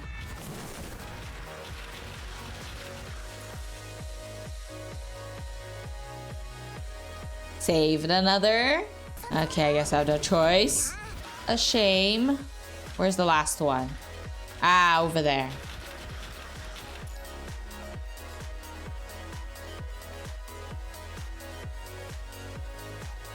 Why are there corrupted in the base? I don't know. I thought this place was free of corrupted. Okay, then let's use our combo, Sleipner. Sleipner, you're not referring to me, are you? Damn, this corrupted will help you. Die! Speed destroyed. There aren't any corrupted left, Nanami. Yeah, I think we're safe. Good work, Sleipner. Stop giving me weird names already. I'm Martini. I mean, Martin. I kind of like Martini. That's quite a interesting name. I can't hear the mother frame anymore. What are you? Nanami is Nanami. He's not asking for your name. Having dealt with the corrupted, most of the bionics sink to the floor out of relief. Some, however, decide to ask of Nanami's affiliations, to which they are met with little success. Some of the bionics just often ran when the corruptees appeared, but I think we saved most of who we could save, yeah? Look at what you've done! What? Before Nanami could even respond, several more bionics joined. They glare at Nanami with murderous wrath. What are we going to do without the voice of our mother frame? We won't know where our main forces are attacking. Wait, you're still trying to fight? What? Of course we are! You aren't siding with the construct, are you? I'm not siding with her, but no good will come out of fighting for both sides. Good. You call yourself a bionic? You let these humans off even when they made us into weapons and seal us underground? We woke up to find ourselves stabbed by our own creators. Next thing we know, we're all forced underground via our inbuilt commands. We'll never forgive these humans who treated us so. I think this info is not even in my lost data files. What was that? All that about? I see. You're one of the newer batches, huh? Oh, you all come from different production batches? Of course. Without a production line, how else could we keep up with the humans? Your platoon must have been filled with these rookies. But whether you're an old bear or a new bear, you were all controlled by the mother frame until now, right? You don't understand. The mother frame shares the same goal as us. We can feel what our mother frame feels through our receivers. We are willingly fighting for her ourselves. Willingly, huh? That Martin must have lost his related data files, but everyone else here should know about what happened to Amberia, our mother frame. The older bear model scans around before resting his sights on Nanami. Our mother frame Amberia is also a construct like you. Amberia is a construct? When the punishing virus broke out, ARU had some dying or terminally ill people sent into their labs for research. They paint it as an effort to fight against the virus on the surface, but secretly they're building their own weapons. After endless sacrifices, the ARU created what came to be known as humanoid hybrid constructs. The very first prototype was our mother frame, Amberia. Huh, so Amberia was a weaponized construct? Indeed. With the body of a mutant, every movement of her brought about destruction. But that's not her most terrifying realization when she woke up. She isn't the master of her own body. The higher-ups in the ARU are. Do you think a little girl could just accept this and live with it? Her unending anger coursed through her frenzied mind, shot through the receivers and flowed into our processors. We will never forget that despair she felt, which is why the bear model surveys the other bionics. Which is why we still fight even without our receivers. If you still wish to avenge Amberia, then come with me! Under the roars of the bear model, some bionics stand and follow his exit. Wait, some weird corrupted are still rolling about in the snow up ahead. Just like the ones just now trying to corrupt you. Doesn't matter if we get corrupted or not. As long as we can wake Amberia and free her, we'll go through anything. We're just trying to free Amberia from her nightmare. Well, I guess I can understand his feelings. Nanami, what do we do now? Martin, I just like you a lot. Ever since the angry bear model and his supporters left, Nanami has been as still as a rock. Feeling like an eternity has passed, Martin decides to pat Nanami on her shoulder. Wah ha ha ha! What are you on again, Nanami? This helps me get my spirits up! Alright, so we're still trying to make peace then. Of course! You can't send Nanami with a big old reason stick or a 10-episode backstory! Nanami wants something done, she gets it done! I get where the bionics were coming from, but it just ain't right fighting in this place. Not to mention the corrupted. Punishing virus, huh? The bionics don't really know what's going on about it. The bionics rarely come into contact with the corrupted. Even if knowledge of the virus exists in their databanks, their experience tells them that it is nothing to be feared. You'll be deader than a linguine if the virus gets a hold of you. That's even ickier stuff than Amberia's mind control or whatever. Which means we should catch up to those who just left, right? Or do we go find the corrupted instead? It'd take too long. Nanami is going with her original plan. At this, Nanami looks around the settlement. Finally finding a suitable Nanami rock, she climbs atop it and uses it as a pedestal. Ahem! Bionics of Nanami! Looky here! What on earth is a Nanami army? A Nan army? I guess. Yeah! Nanami's order draws the attention of all the bionics. Old Martin here has hit his head and forgotten the whereabouts of Amberia, but y'all here must know something, right?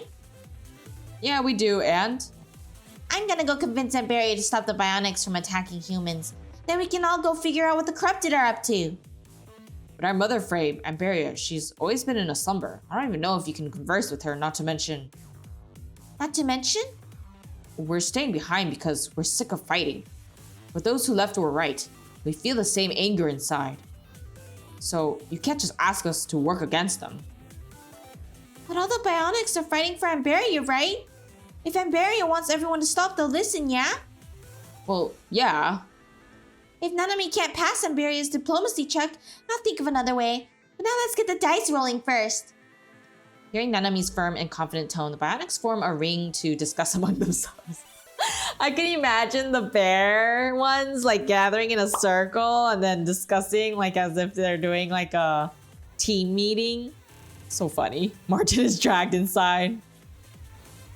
Shortly, Martin is pushed out. Nanami and Amberia is sleeping in an underground place nearby. Let's go. Hey, well then, Nanami, roll out!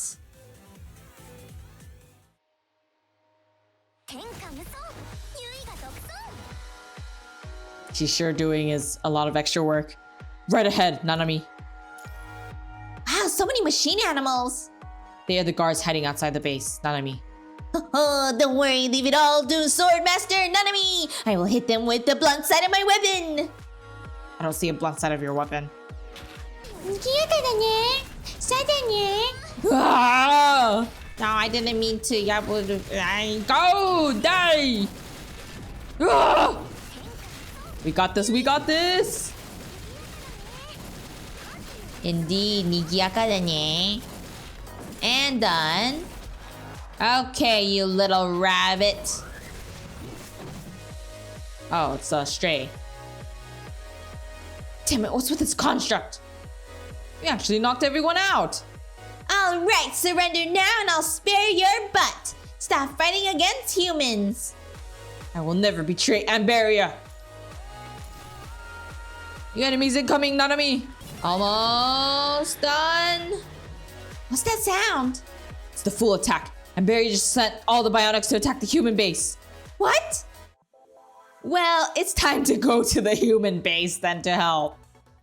That might be for the best, Nanami. We can't win. These are bionic machines built purely for war. We're just some spec ops constructs. Shut your trap and just fight! It's just like that one time. It's just like Tails. These bios are gonna wreck the ARU. Where's the forest guards at, eh? Must be the work of hybrids. Damn you bobbing pieces of bionic trash. We made you. We're your master. Go at them. Don't mind the losses. ARU defenses and the bionic machines clash. Fear slowly creeps into the hearts of people. This is just Martin and the other bionic machines arrive to see hell painted before their visual modules. Nanami, we need to do something about this. Something's not right. Huh? Nanami has been silent ever since she arrived. She quickly scans the battlefield, confirming her suspicions. Guess this do be the end of the line for me. A bionic bear slams a fisherman onto the ground, but it does not follow up with an attack. Its claw remains hinged midair, hesitant at dealing the fatal blow yet. Ugh! Another bear model ignores the hesitant bear and barges in, stomping and crushing the fisherman. Even the hesitant bear finds the gruesome ending unbearable, but there is no point into reproaching its companion. Brandishing its claws once more, it charges at the next target. Damn you all! That one was a corrupted Martin. Similar scenarios occur everywhere in the battlefield. Hearing Nanami, the other bionics enter into disarray. That means some of us have been corrupted. If that's the case, then will the others? No, it likely won't spread further. I think I know what the corrupted are here for. So what are they here for? They are here to instigate hatred. Someone is controlling the corrupted to do so, while they sit somewhere safe to watch. Nanami is getting real angry. Oh, Lamia, huh? Dang, Nanami's smart. I mean, she is mechanoid, but still. You're corrupted! And you're corrupted! What's with that construct? I think I saw her on the files before. Are reinforcements coming? Oh, then we should get ready for a counterattack, yeah? No, Nanami is here to help you fight the bionics. What? Answering the construct, Nanami dashes into the fray, defeating every corrupted that she sees.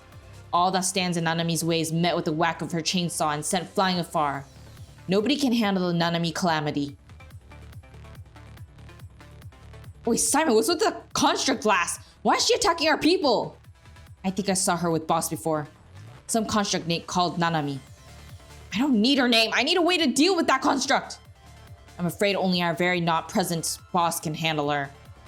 Soldiers on the front line, do you copy? Pull back immediately. Don't engage with the construct that just rushed in.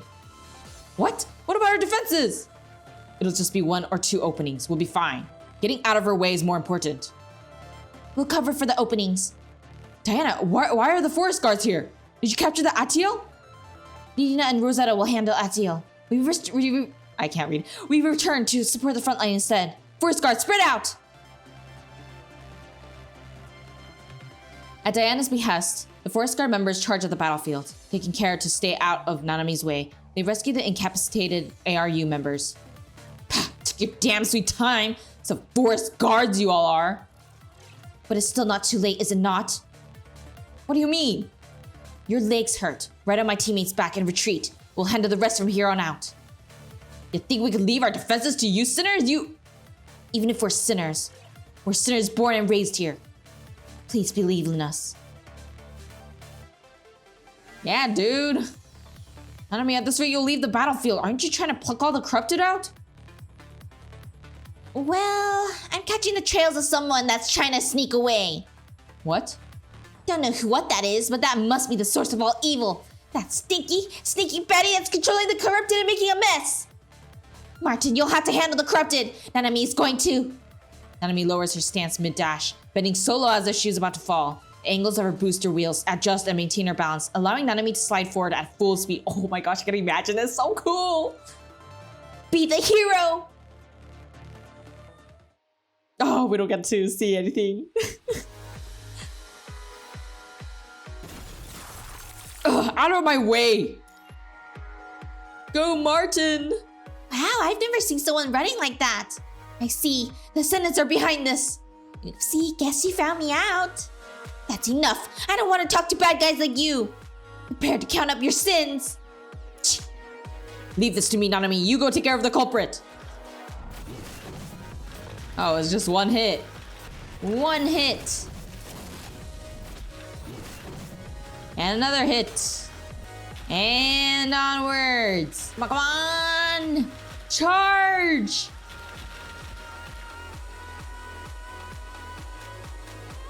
Oh, okay. What a bunch of rebellious clowns. Why did you let the corrupted do that? What's your purpose, Ascendant? I don't know about others, but this is essential entertainment for me. You're the only one left. I'm not going to fight you, weirdo.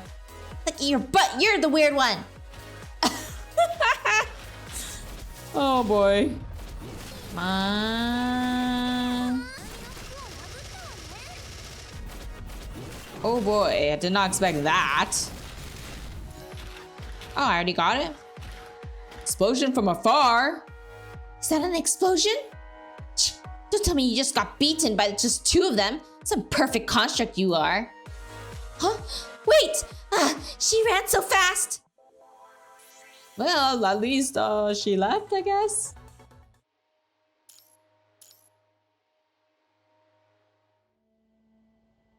Keep fighting, don't you ever fall back! With Lamia's retreat, the corrupted began to withdraw. The battle, however, has still yet to cease. The corrupted were but a catalyst for hatred. The war has its roots in something deeper. The wounds of war grow, the roars and war cries too. It's too late. Martin and the others might have done all they could to eliminate the corrupted, but they have no way to stop this war. After all, who would listen to these outliers? They can but only stand far, bearing witness to the transients before them. Or perhaps someone might have held an answer to ending this war. An answer that is not defeating the opponent, nor running and leaving the problems behind. But instead facing their mistakes, the mistakes made in that loathsome and horrible past. And that is when they hear the voice ringing throughout the battlefield. I'm sorry. That's Rosetta's voice? Where'd that come from? Everyone's communication channels somehow became connected. From a thunderous explosion in the distance, the apology flooded over. An apology like a pity-breathing sigh, trailing with tears. The ARU and the bionic machines both pause. Slowly, they begin to realize the meaning behind those few words. Hey, why are you stopping? We should seize the opportunity and attack! It's all over. Nanami hurls her chainsaw before the warmongering bear model, stopping him in his tracks. What? That's enough. You heard it too, right? Amberia must have said something as well. You broke all our receivers. How could we hear Amberia? Even so, you must still be connected to her in some way. You must know what Amberia would have said at her final moments. That means Amberia is... Stason realizes the situation through Nanami's words. The explosion likely came from where Amberia was at. As for the apology, that must be what Rosetta said to Amberia. Amberia, what? Wasn't Amberia supposed to be long? It's all my fault. Captain? Captain, what's... Just lay still, wobbly. Stason and Simon march out of the crowd. Like Nanami, they stand between the 2 conflicting armies. Amberia was the greatest sacrifice of the ARU. She was the living proof for our foolishness in the past. The commanding captain at the time concealed Amberia in an underground base, which caused the tides, the invasions that endlessly tormented the ARU. Nor should I say, this caused an irreparable gap between us and the Bionics. Captain, you hiding this from us the whole time? You just let that thing be? What if Amberia went gaga like before? That's why I said she's proof of our foolishness. I'm just another gimboy like them old duds. Stason's roar stops the indignant fisherman. He continues. We both paid more than enough for the past. Do whatever you want with me. I'll tell you everything you want to know. Just listen up, everyone. You too, Bionics. This is the captain's orders. Stop this war at once. Stop all the fighting. I'm not repeating myself. If you don't listen, you'll be branded a sinner. No, that ain't right. That's not what I'm trying to say. The forest guards aren't sinners. I just everything's over with. It's all over. Stason cries in the middle of his speech. He himself cannot understand why he did. Was it from the relief of the ebbing danger, or certain decisions and resolves in his heart? As if infected by Stason, tears also begin to dot the other's face. They support their wounded companions and retreat. Some throw their weapons onto the ground. The same atmosphere permeates the Bionics. Amberia, she... I think I heard our mother frame at her last moments. She said, "Thank you," did she not? Martin's words break the dam in the bear model's heart. He loosens his fists and curls up to cry. Under the aurora, humans, constructs, and machines all begin crying for the past. Amidst the cries, Nanami steps before the once angry bear model. She places her hand on his head, ruffling through his fur. You know, words can become prayers, and prayers can help you move on. It's okay now. Wah ha ha! Wah ha ha! Wah ha! Ha! Bravo, muchacho! Perfecto! Ha ha! The sun rises like a fiery jewel above the ice-strewn sea. Nanami, leading it along with the bionics, perform a series of unfathomable poses to welcome this sight. Speaking of Nanami, what should we do now? What? Hey! That's Nanami's question for you. Why did you all come with Nanami anyways? You're not living with humans like the other bionics? Well, the humans would probably say nothing about it, but it still feels kind of weird living with the humans after the Amberia stuff, so... Do you all feel that way? Everyone here does. I see. Okay then, follow the adventures of Pi, Chainsaw, Nanami! I'll bring you to your wonderland! Really? Ah, thank you, Nanami. Huh. You know, I don't know if the lore theory video is out yet, but if it is by the time that this video is released, but I did say something in there as a joke. More like, I wasn't really serious about it when I said it, but sometimes I think that it could be it. If you know what I'm talking about, then that's good. But if you don't know what I'm talking about, go watch the lore theory video that I released. So it makes me wonder if maybe she kind of has a similar role as it. Maybe not in the same way, or maybe she is actually it. I guess we'll see. Displaying the Nanami flag, known as the chainsaw, she leaves Martin and the others behind. Nanami hops and the bionics hop. Just like a parade. But it's time for Nanami to make her move too. Ririna, the next time we meet will be... What? Will be what? What are you saying? We're buddies, aren't we? Don't give me some who knows what? You can't do this to me. I swear, you can't become an enemy, okay? I refuse to make you an enemy of all people. I don't want that. Anyways, I think we have time to do one interlude. So we'll do the rigor interlude, and then I think the next video will be EX03, and then hopefully the next two interludes, and then we can finally get to chapter 13. Feels like it's taking a long time just to reach chapter 13. So painful. But either way, let's keep going. Interlude, and it's rigor. Rigor. Where are you? Rigor. Let's see. Okay, not that. Aha, rigor.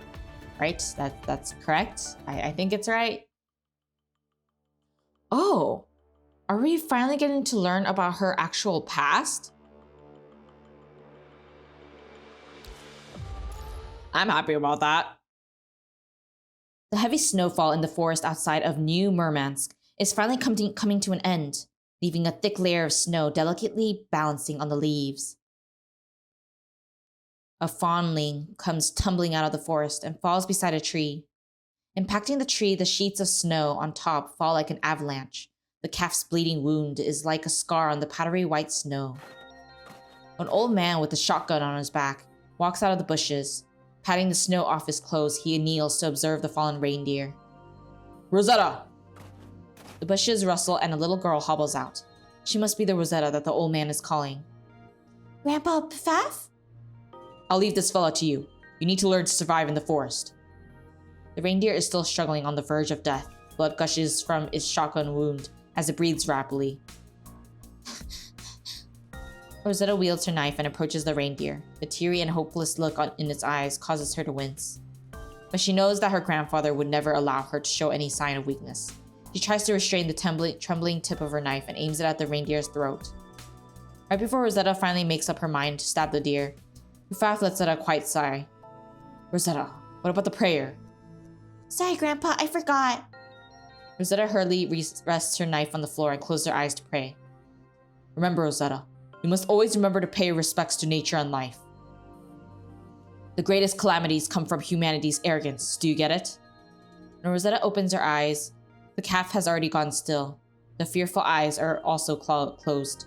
She breathes a sigh of relief and begins to skillfully skin the reindeer of its still steaming flesh and bones. Oh yeah, Grandpa. The fishing guild was looking for you. I think they're... I told you 1,000 times. Don't speak to outsiders. Don't even go near them. You know that they...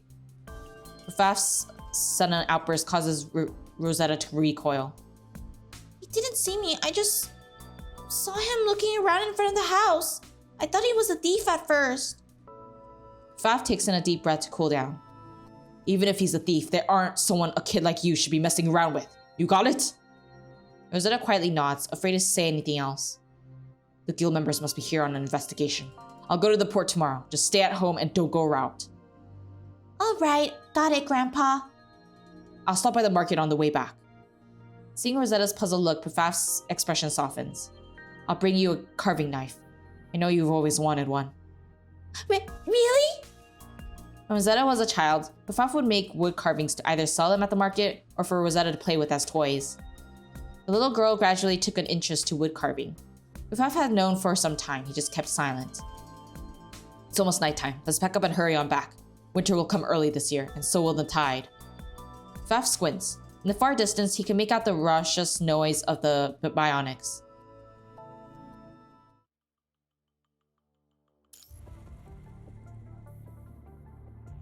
By the time Pfaff had finished his business with the fishing guild and selected a carving knife in the market, it was already noon. Hurry and pack up shop. Business is over today. The hell? I just sold my first shivvy! They are coming. Go home where it's safe. Hearing this, Pfaff realizes that the bionic tide is coming today. Where's the tide coming from? Huh? Like always, from the surrounding forest. Same deal this time. Quickly paying the knife seller, Pfaff turns and hurries into the forest. Oi, Gramps, your change! Rosetta, are you in here? Pfaff shoves open the small door to the cabin. There are no signs of invasion by the tide, but Rosetta is nowhere to be found. Pfaff has previously ordered Rosetta to leave a note whenever she would leave home. If only I hadn't gone out at this time. Rosetta, where in God's name are you? His intuition tells him that Rosetta's disappearance must be related to the bionic tide. And as if confirming Pfaff's thoughts, the characteristic roar of the bionics resound from outside the door. Damn it! Pfaff rushes out the door with an alacrity that betrays his old age, begins firing his shotgun at the bionics. Dang, Gramps! The pellets punch a massive cavity in the chest of a bionic, and it collapses onto the snow. The tide, however, is more than just a singular bionic. More begin to surround Pfaff. A short whistle travels through the air, and over a dozen spears plummet from the sky, impaling the bionics that surrounded Pfaff. Crisp clip-clops of hooves approach. A centaur-shaped construct leaps over the bushes and stands beside Pfaff. My name is Temia, a member of the Forest Guard. Are you injured, sir? Seeing this strange construct introduce herself as a forest guard, Pfaff furrows his brows and shifts, quietly avoiding eye contact. Taking Pfaff's silence for shock, Temia strides over to comfort him, but before reaching Pfaff, however, a bionic not completely destroyed suddenly hurls itself at her. A blast from Pfaff's shotgun punches a hole straight through the bionic's chest. Smoke dissipates from the barrel. If you don't destroy their power connectors, they might get back up again. Thank you. Several other Forest Guard members arrive, reporting to Temia. Captain, we found some fresh tracks leading to the foot of the mountain. Looks like they belong to a girl. To the mountains where the kids in the town snuck off to? But why? There are quite a few bionic footprints nearby. I'm worried that... Hearing the Forest Guard, Pfaff immediately slings his shotgun around his shoulder and hastily proceeds towards the mountain. Hey, where are you going? Hey! Forest Guard, stay on guard and follow the hunter. Move out! She's quite cool. Rosetta cautiously hides behind a fallen tree and sniffs the air. Vital fluid, they're still moving up the mountain. I should have warned the girls not to go into the forest when I saw them off in the distance. But she couldn't break the promise she made to her grandfather to not speak or meet with outsiders. But now there are only two choices: charge ahead of the bionics to find the girls, or Rosetta firmly grips her trusty spear. or destroy all the bionics. Well, that sucks. For her to do that? The bionics could be hiding in unexpected places. I have to find and defeat them all, so they can't hurt people who accidentally enter the forest. Get out of my way!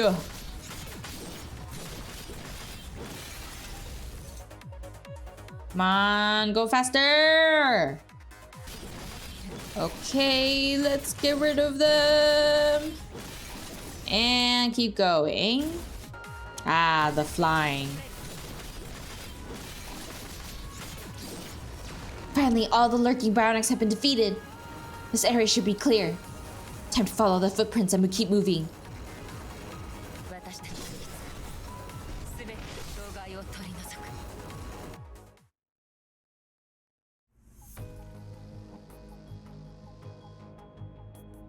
Rosetta thrusts her spear into the bionic's power connectors, destroying it completely.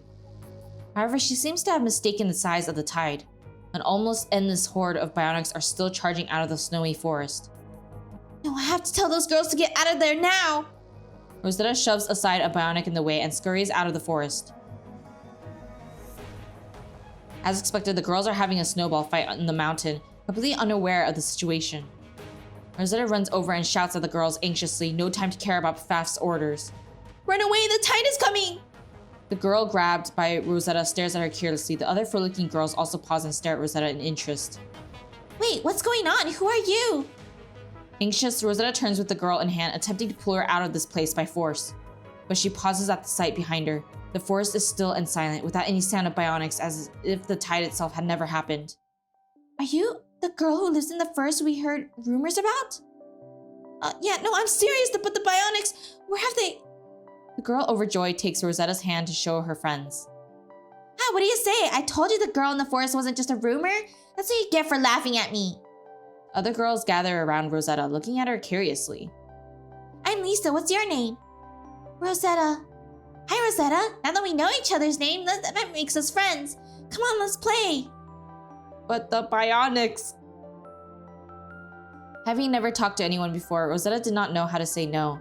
In a state of confusion, she allows Lisa to drag her and join the other girls. It was a completely new world to Rosetta.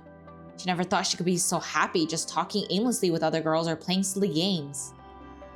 Oh, that's so sad. Rosetta, thanks for playing with us for so long and telling us so much about the forest. No, yeah, I had a lot of fun. Great, but I guess you gotta get home. Looks like your grandpa's here to pick you up. Rosetta turns in surprise and sees Pifaf nearby looking at them. Grandpa! Sorry, I was worried that the bionics were going to attack the girls, so I had to warn them. I won't do it again. To Rosetta's surprise, Pifaf did not seem to be angry. Instead, he politely waves at the girls. Rosetta, don't forget to wave and say goodbye to your friends. You don't want to be rude, do you? But bye! Bye, let's play together again sometime. Grandpa? Rosetta, has living in the forest been lonely? Rosetta's eyes just wide open at Faf's question, but she then quite quickly shakes her head. Nope, not at all. I have you and the animals in the forest, Grandpa. And there's the guardian spirit. Everything is fine just the way it is. Faf laughs, a hint of resolution in his chuckle. He takes Rosetta by the hand and places the carving knife he bought on her palm. I'm getting old, Rosetta. Can't keep running around. Starting tomorrow, you'll have to buy the supplies at the port for us in my stead. But why, Grandpa? And the tide too. Don't worry, the guardian spirit has returned, and the tide will be gone soon. Faf puts 2 fingers to his lips, blows a long and loud whistle. Rosetta runs excitedly to the side of the mountain, taking in the view of the sea.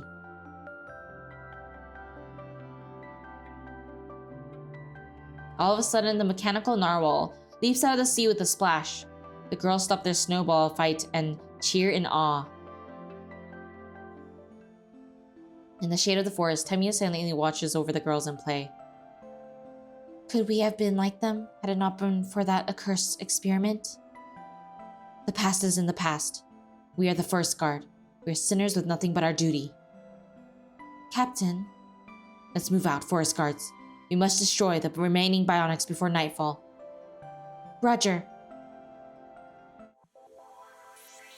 That makes it really sad.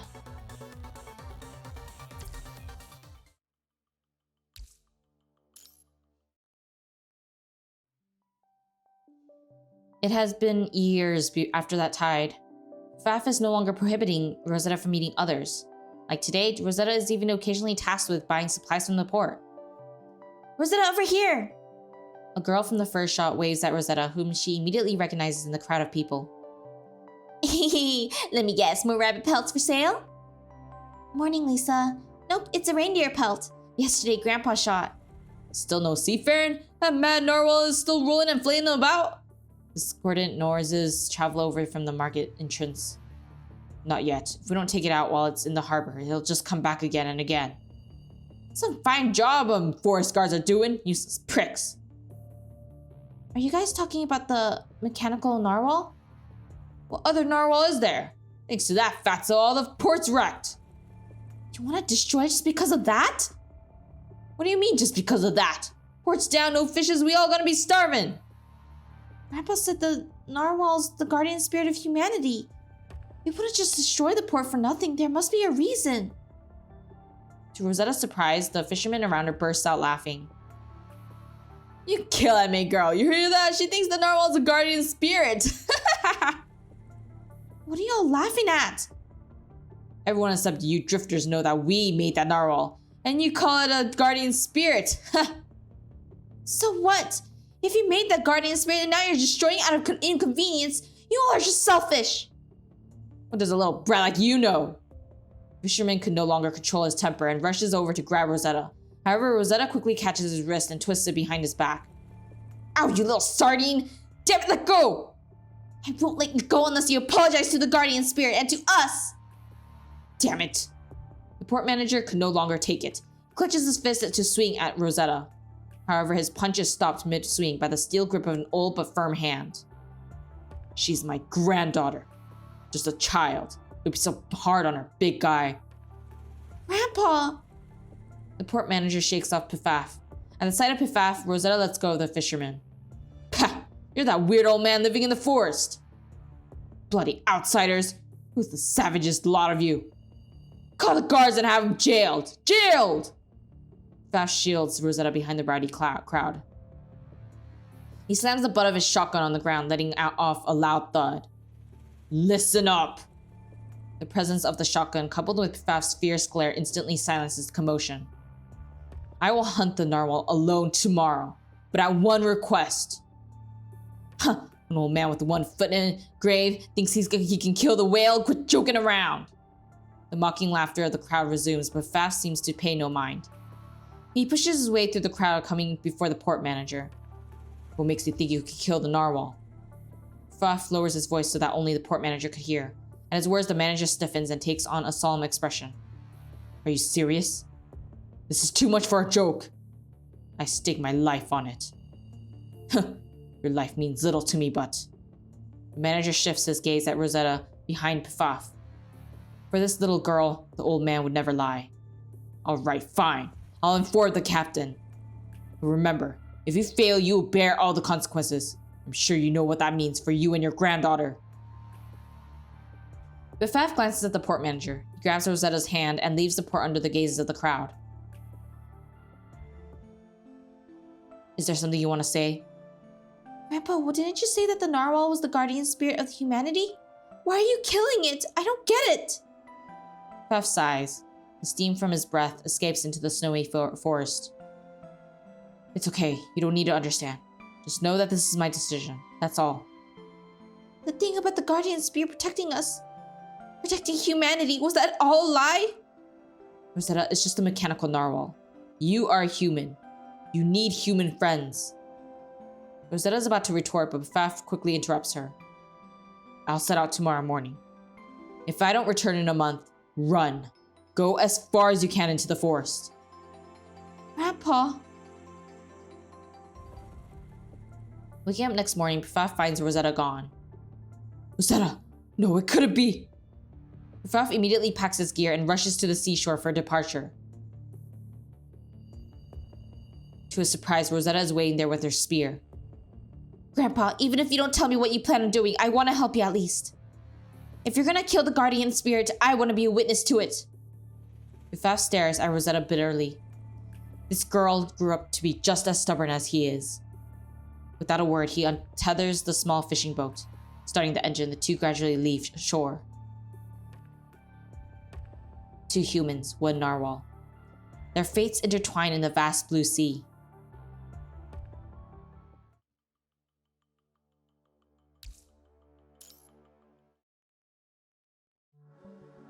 Day 21 since we left New Murmansk. Sunny with a slight breeze. Rosetta watches the narwhal tow itself forward from the bow of the ship. She soon returns to writing on her logbook. We were lucky. When the guardian spirit tried to escape, we landed a harpoon on its back so that it couldn't outswim us. I wonder if Grandpa will yell at me if I still call it that. Rosetta erases the words guardian spirit and replaces it with mechanical narwhal. Unfortunately, the engine of our ship is weak. We can't keep up with it and we're just being dragged along. I have no idea where we are, not even a single clue. End of vlog today. Why didn't you wake me up, Rosetta? Grandpa, you're sick! You should go sleep in your cabin! Pfaff squints at the horizon and clouds in the direction of the narwhal. Rosetta, fetch me the binoculars. Okay, but there's nothing over there. Pfaff continues squinting at the direction of the narwhal. Rosetta, get ready. Time for the final fight. Surprised, Rosetta is about to ask Pfaff for an explanation, but the sight from afar answers her instead. In the horizon, the faint outline of land takes shape. Is that where you were trying to go? What's going on in that electric brain of yours? As they approach the coast, the narwhal begins to slow down. It seems to be drawing close to a bay. Grandpa, this seems to be the Drake Passage. We're approaching the nearby bay. Wait till it slows down a little more. Then we can catch up and land the killing blow. Okay. The long chase is finally coming to an end. Rosetta, however, does not find joy at the journey's end, since it would mean the death of the narwhal at their own hands. Huh? What are those glowing red lights in the sea? Rosetta, get back! A hand suddenly stretches out from the sea and almost catches Rosetta leaning against the bulwark of the ship. A precise shot from Pfaff shoots it off. Corrupted! It's all corrupted in the sea! All of them! They're using the current to follow the narwhal. Grandpa, it must be trying to prevent ships in the port from going out to sea. It's so they won't be attacked by corrupted. That must be why it destroyed the port. Now it's coming all the way over here. It must be for something important. Perhaps. As a bionic animal, it should have sensors that can detect ocean currents. Maybe it's thinking that they can be used to trap the corrupted here. What a fool you are. We humans have been so cruel to you, but you're still trying to save us. If that's the case, then the narwhal hasn't gone mad. It destroyed the port to prevent people from sailing out to sea. Doesn't matter. Guilty or not, I must hunt it. This is our best shot. The narwhal's glide slows down. It flips in agony, revealing a sheet of corrupted hanging from its body. What if the narwhal is gone? The corrupted will come after us next. You're right. If it sinks into the sea, that'll spell trouble for us. Pfaff fires at the corrupted hanging on the narwhal, while Rosetta keenly searches for an opening in the corrupted swarm. Guardian spirit, to the northeast! Swim to the northeast! Rosetta shouts. The narwhal, who seems to have understood Rosetta's instructions, swims to the northeastern direction. Sometime later, the two of them and the narwhal finally broke through the corrupted infested bay, after suffering considerable injuries. Pfaff stands slowly. He staggers toward the narwhal resting next to the fishing boat and raises the high-voltage harpoon in his hand. The narwhal whimpers in a low hum, its luminous eyes twinkle. You've done nothing wrong, but I must kill you to end the past, to end all sins, so... Before he could bring the harpoon down, Pfaff suddenly coughs involuntarily and falls onto the narwhal. He coughs up blood, one cough after another. Grandpa? Grandpa!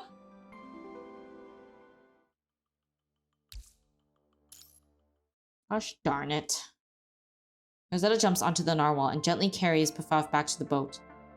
Only then did she realize that part of Pfaff's body is beginning to rot.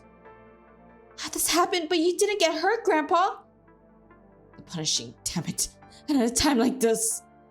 Rosetta has heard of the punishing virus from Pfaff not long after setting out to sea. It's a terrible virus that had ravaged the world at the height of the Golden Age. The horrific virus has spread everywhere except high-altitude areas like the Arctic. Only a special serum can mitigate the effects of the virus. So, Grandpa, the thing you said I had to inject every day, that's the serum? Rosetta searches Pfaff for a shot of the serum in a panic, but Pfaff gently grabs her hand and shakes his head. Don't bother looking. I've run out of mine for quite some time now.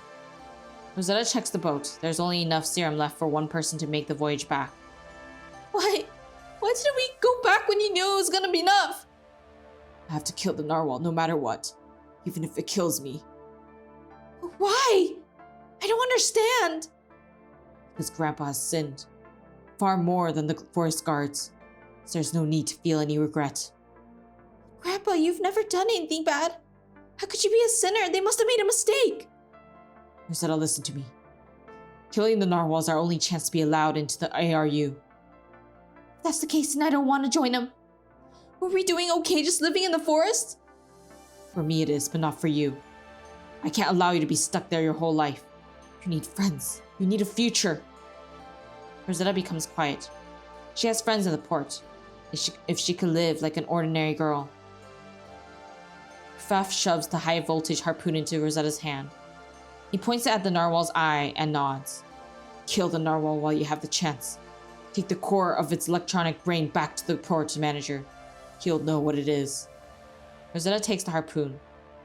She shambles absently towards the narwhal, staring into its eyes. The narwhal is tranquil, as if it had accepted its fate. They both stare silently into each other's eyes. Once you kill it, Rosetta, you'll be free. You'll no longer have to bear the sin that never was yours. You finally get to be a normal girl. You'll get to live without any regrets. But Rosetta shakes her head instead. She throws the harpoon into the sea and kneels beside the narwhal. If you are the guardian spirit of humanity, please listen to my only prayer. The young maiden can no longer hold back her tears. Please save my grandpa. Please, I beg of you. Only with the speed of the narwhal can the two of them make it back to Murmansk with the serum they have left. Rosetta, give up. It's not a guardian spirit at all. It won't respond to you. We created it. It's just a cold, heartless machine. It's an irrevocable proof of a sin in a foolish age. It chose to protect humanity rather than fight.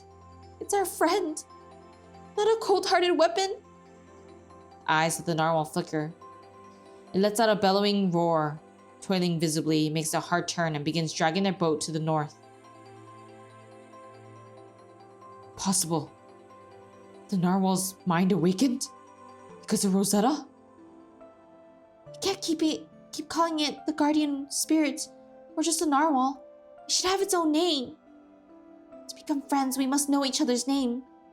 Right, Derek? The narwhal lets out a series of groans as if dissatisfied with the silly name, taking it in range from Drake Passage. Grandpa, no matter what happened in your past, the three of us have to get back alive. It shouldn't end here. Rosetta, you've really grown up. Turns out I was the only one trapped in the sins of the past. And with that, the journey between the two of them and Derek, the narwhal, begins anew. But this time, not to a perilous end, but toward their last hope.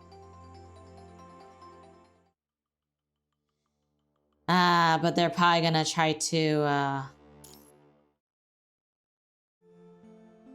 Even though Derek dragged us back at almost full speed, there was still no sign of land after more than 10 days. Rosetta sighs. She closes her logbook and walks on deck to check on Pfaff. Now, not only is Pfaff showing serious signs of the punishing virus, but so too is Rosetta. It's the last serum, Grandpa. Gritting through the excruciating pain of the punishing virus infection, Rosetta injects Pfaff with the last serum. But judging from the condition of the fever-stricken Pfaff, Rosetta, leave it for yourself. Rosetta shakes her head in tears. Pfaff can only let out a sigh, closing his eyes again. Derek, what's wrong? Are there more corrupted? Rosetta looks towards Derek. The outline of the continent is looming in the distance. Land, oh! Grandpa's land, we're home! Rosetta returns to the cabin excitedly, but finds Pfaff already unconscious. Grandpa! Pfaff would likely never wake up again if Rosetta cannot find more serum. The huge narwhal, unable to stop its maniac speed, crashes ashore with a loud roar. Overloaded and temporarily paralyzed, the narwhal Derek is trying to push the boat closer to shore with its remaining strength. Thank you, Derek. You should rest here for now. We're at coast near the port suburbs, but we'll still need to cross the snow-covered forest to reach the town. Grandpa, get some rest. Tomorrow will be a new day. Winter is almost over and you promised to go on a picnic with me. The forest is going to be beautiful in spring. Rosetta picks up her spear and carries the unconscious Pfaff on her back. Each step towards the forest is accompanied by a drop of a tear. Upon reaching the snowy forest, a most uncanny orchestra of screeches travels over. The tide.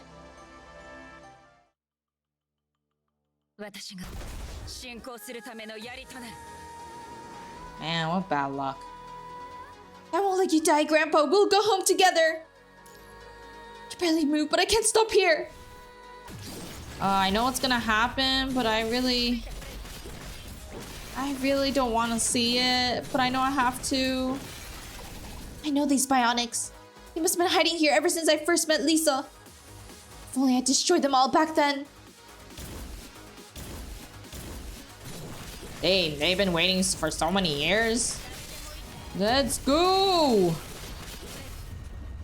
And done.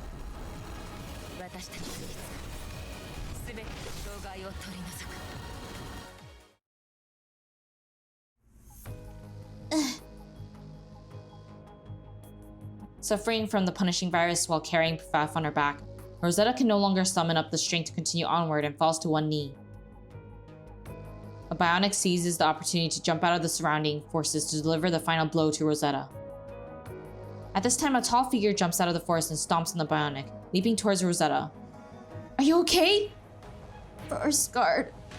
The bionic struggles to get up, but a spear pierces its power connections, and it loses functions instantly. Oh, you're the old hunter and his granddaughter from before. Thank goodness. Please take my grandpa to the port. He's in urgent need of care. Seeing the hope in Rosetta's eyes, Temia finds herself drawn to help her, but she bitterly looks away. I'm sorry. The forest guards are not permitted near the port. This is as far as we're allowed to operate. The unrelenting nightmare of the past eats away at the Arctic. It binds itself around not only Rosetta and Pfaff, but also the forest guards and everyone here. Rosetta peers at Temia with disappointment. She grits her teeth and shuffles Pfaff on her back again. I see. The look in the girl's eyes tears at Temia's heart more than ever. Even harder than the days she lost everything and became a forest guard. But she does not catch up to Rosetta, for she too has too much to bear. Not just the sins of the past, but also the future of the forest guards. Rosetta returns to the port. People look in horror at the sight of the wounded and bloody girl. Someone help! Save my grandpa! Rosetta, is that you, Rosetta? Lisa, hurry! Where's the hospital? My grandpa, he needs serum. Help me find some serum. Lisa furrows her eyebrows in silence and hugs Rosetta. After some time, she finally opens her mouth to speak. Rosetta, your grandpa, he's already dead. The words remain unsaid, but Rosetta refuses to let go of Pfaff's body. As long as she held on to Pfaff, he would never truly leave her. No, that can't be. Grandpa, no, not even bionics the size of a bear could stop him. How could he? Rosetta chokes up, weeping silently. Rosetta, you're back? The port manager pushes aside the crowd as he rushes to Rosetta. He signals Lisa to step aside and whispers to Rosetta. What about the narwhal? Where's the thing that Pfaff promised? Rosetta shakes her head and slowly lays down Pfaff's body, with tears streaming down her cheeks. She wipes his face, covered in blood and vital fluid from the bionics. Pfaff kicked it, huh? But no matter, I never had any faith in him to begin with. Stopping the tide forever is nothing but a fantasy. At that moment, the sound of an incoming connection request beeps from the port manager. Hey, manager! What's the matter? We found the narwhal. It's beached near the forest like it's trashed or something. What? Fast still hasn't killed the narwhal yet? The port manager stares at Rosetta but soon smiles again. Well, this works too. We can still dismantle the narwhal. Looks like Pifaf lived up to his promise after all. The port manager waves, signaling several technicians to come over. The technician steps forward, beginning to prepare to dismantle the narwhal. He gave his life for the Arctic Route Union. I will honor my promise to him and allow you to join us. The port manager pats Rosetta on the shoulder, but she shakes him off vehemently. What are you doing? Well, you buttface. Rosetta grabs her spear and stands before the port manager and the others, blocking their path to the forest. Narwhal Derek is our guardian spirit and my friend. I won't let you hurt him. Guardian spirit? You still on about this? The port manager and all of the other people in the port begin to uproar and protest, but no one dares to cross Rosetta's spear. You're calling this plague that destroyed the port a guardian spirit? No way you'll fit in with the Union. Rosetta remains indifferent to the lambasting port citizens, for she has long since known that they are cowardly and timid. These people are the ones that Grandpa Derek and the forest guards are trying to protect. Derek, do you hear me? Rosetta yells out Derek's name to the heavens. Run! Run wherever! Save yourself! Run for me and my grandpa! Then make your choice. Whether you're still helping the humans despite their prejudice, or if you want war with them, I'll respect your decision. Boy, big guy's moving up! Damn it, stop it! It's gone back to sea, mate. Can't catch up, what do we do? Good, Derek. Good. Badly wounded, Rosetta is no longer able to provide any more support. She collapses onto the ground, completely unconscious. Kill her! She's the reason the narwhal escaped. These pieces of trash? A sinner like her, she needs to die! No, I have a better idea. We'll turn her into a construct and force her to join the forest guards. What do you say? No, you can't, Rosetta, Quiet, Lisa. Forest guards are running short-handed now. It's about time we try out some newer technology. She'll be the perfect lab rat. This is where sinners end up, atoning for their sins in eternity. Forest guard Rosetta. I can see why she wanted to kill them. Let them die. Because, wow, that is bad. Like, really bad. I guess I didn't unlock the hidden. That's fine. Sheesh. The things that she had to deal with. I would not want to be here. Being a part of that kind of society, huh? Would you live happily in the Arctic Union? Personally, I feel like it would be a pain to live there. Mostly because the people there are they're such hypocrites. And they just make judgments without understanding the full details of anything. And it's just, makes my head hurt. But I'm glad that things are actually moving forward in a good way at the present time, even though her past really sucks. Like, oh my gosh. That's the only good thing. Other than that, though, makes me really... It pains my heart to see, you know?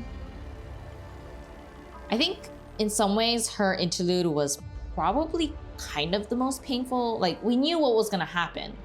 I just wasn't prepared mentally and emotionally to experience and see it in detail, if that makes sense. But overall, it was enjoyable. I also enjoyed EX02, mostly because it feels like we finally had a better wrap-up of the ARU compared to Frozen Darkness, or whatever that one was called, EX00.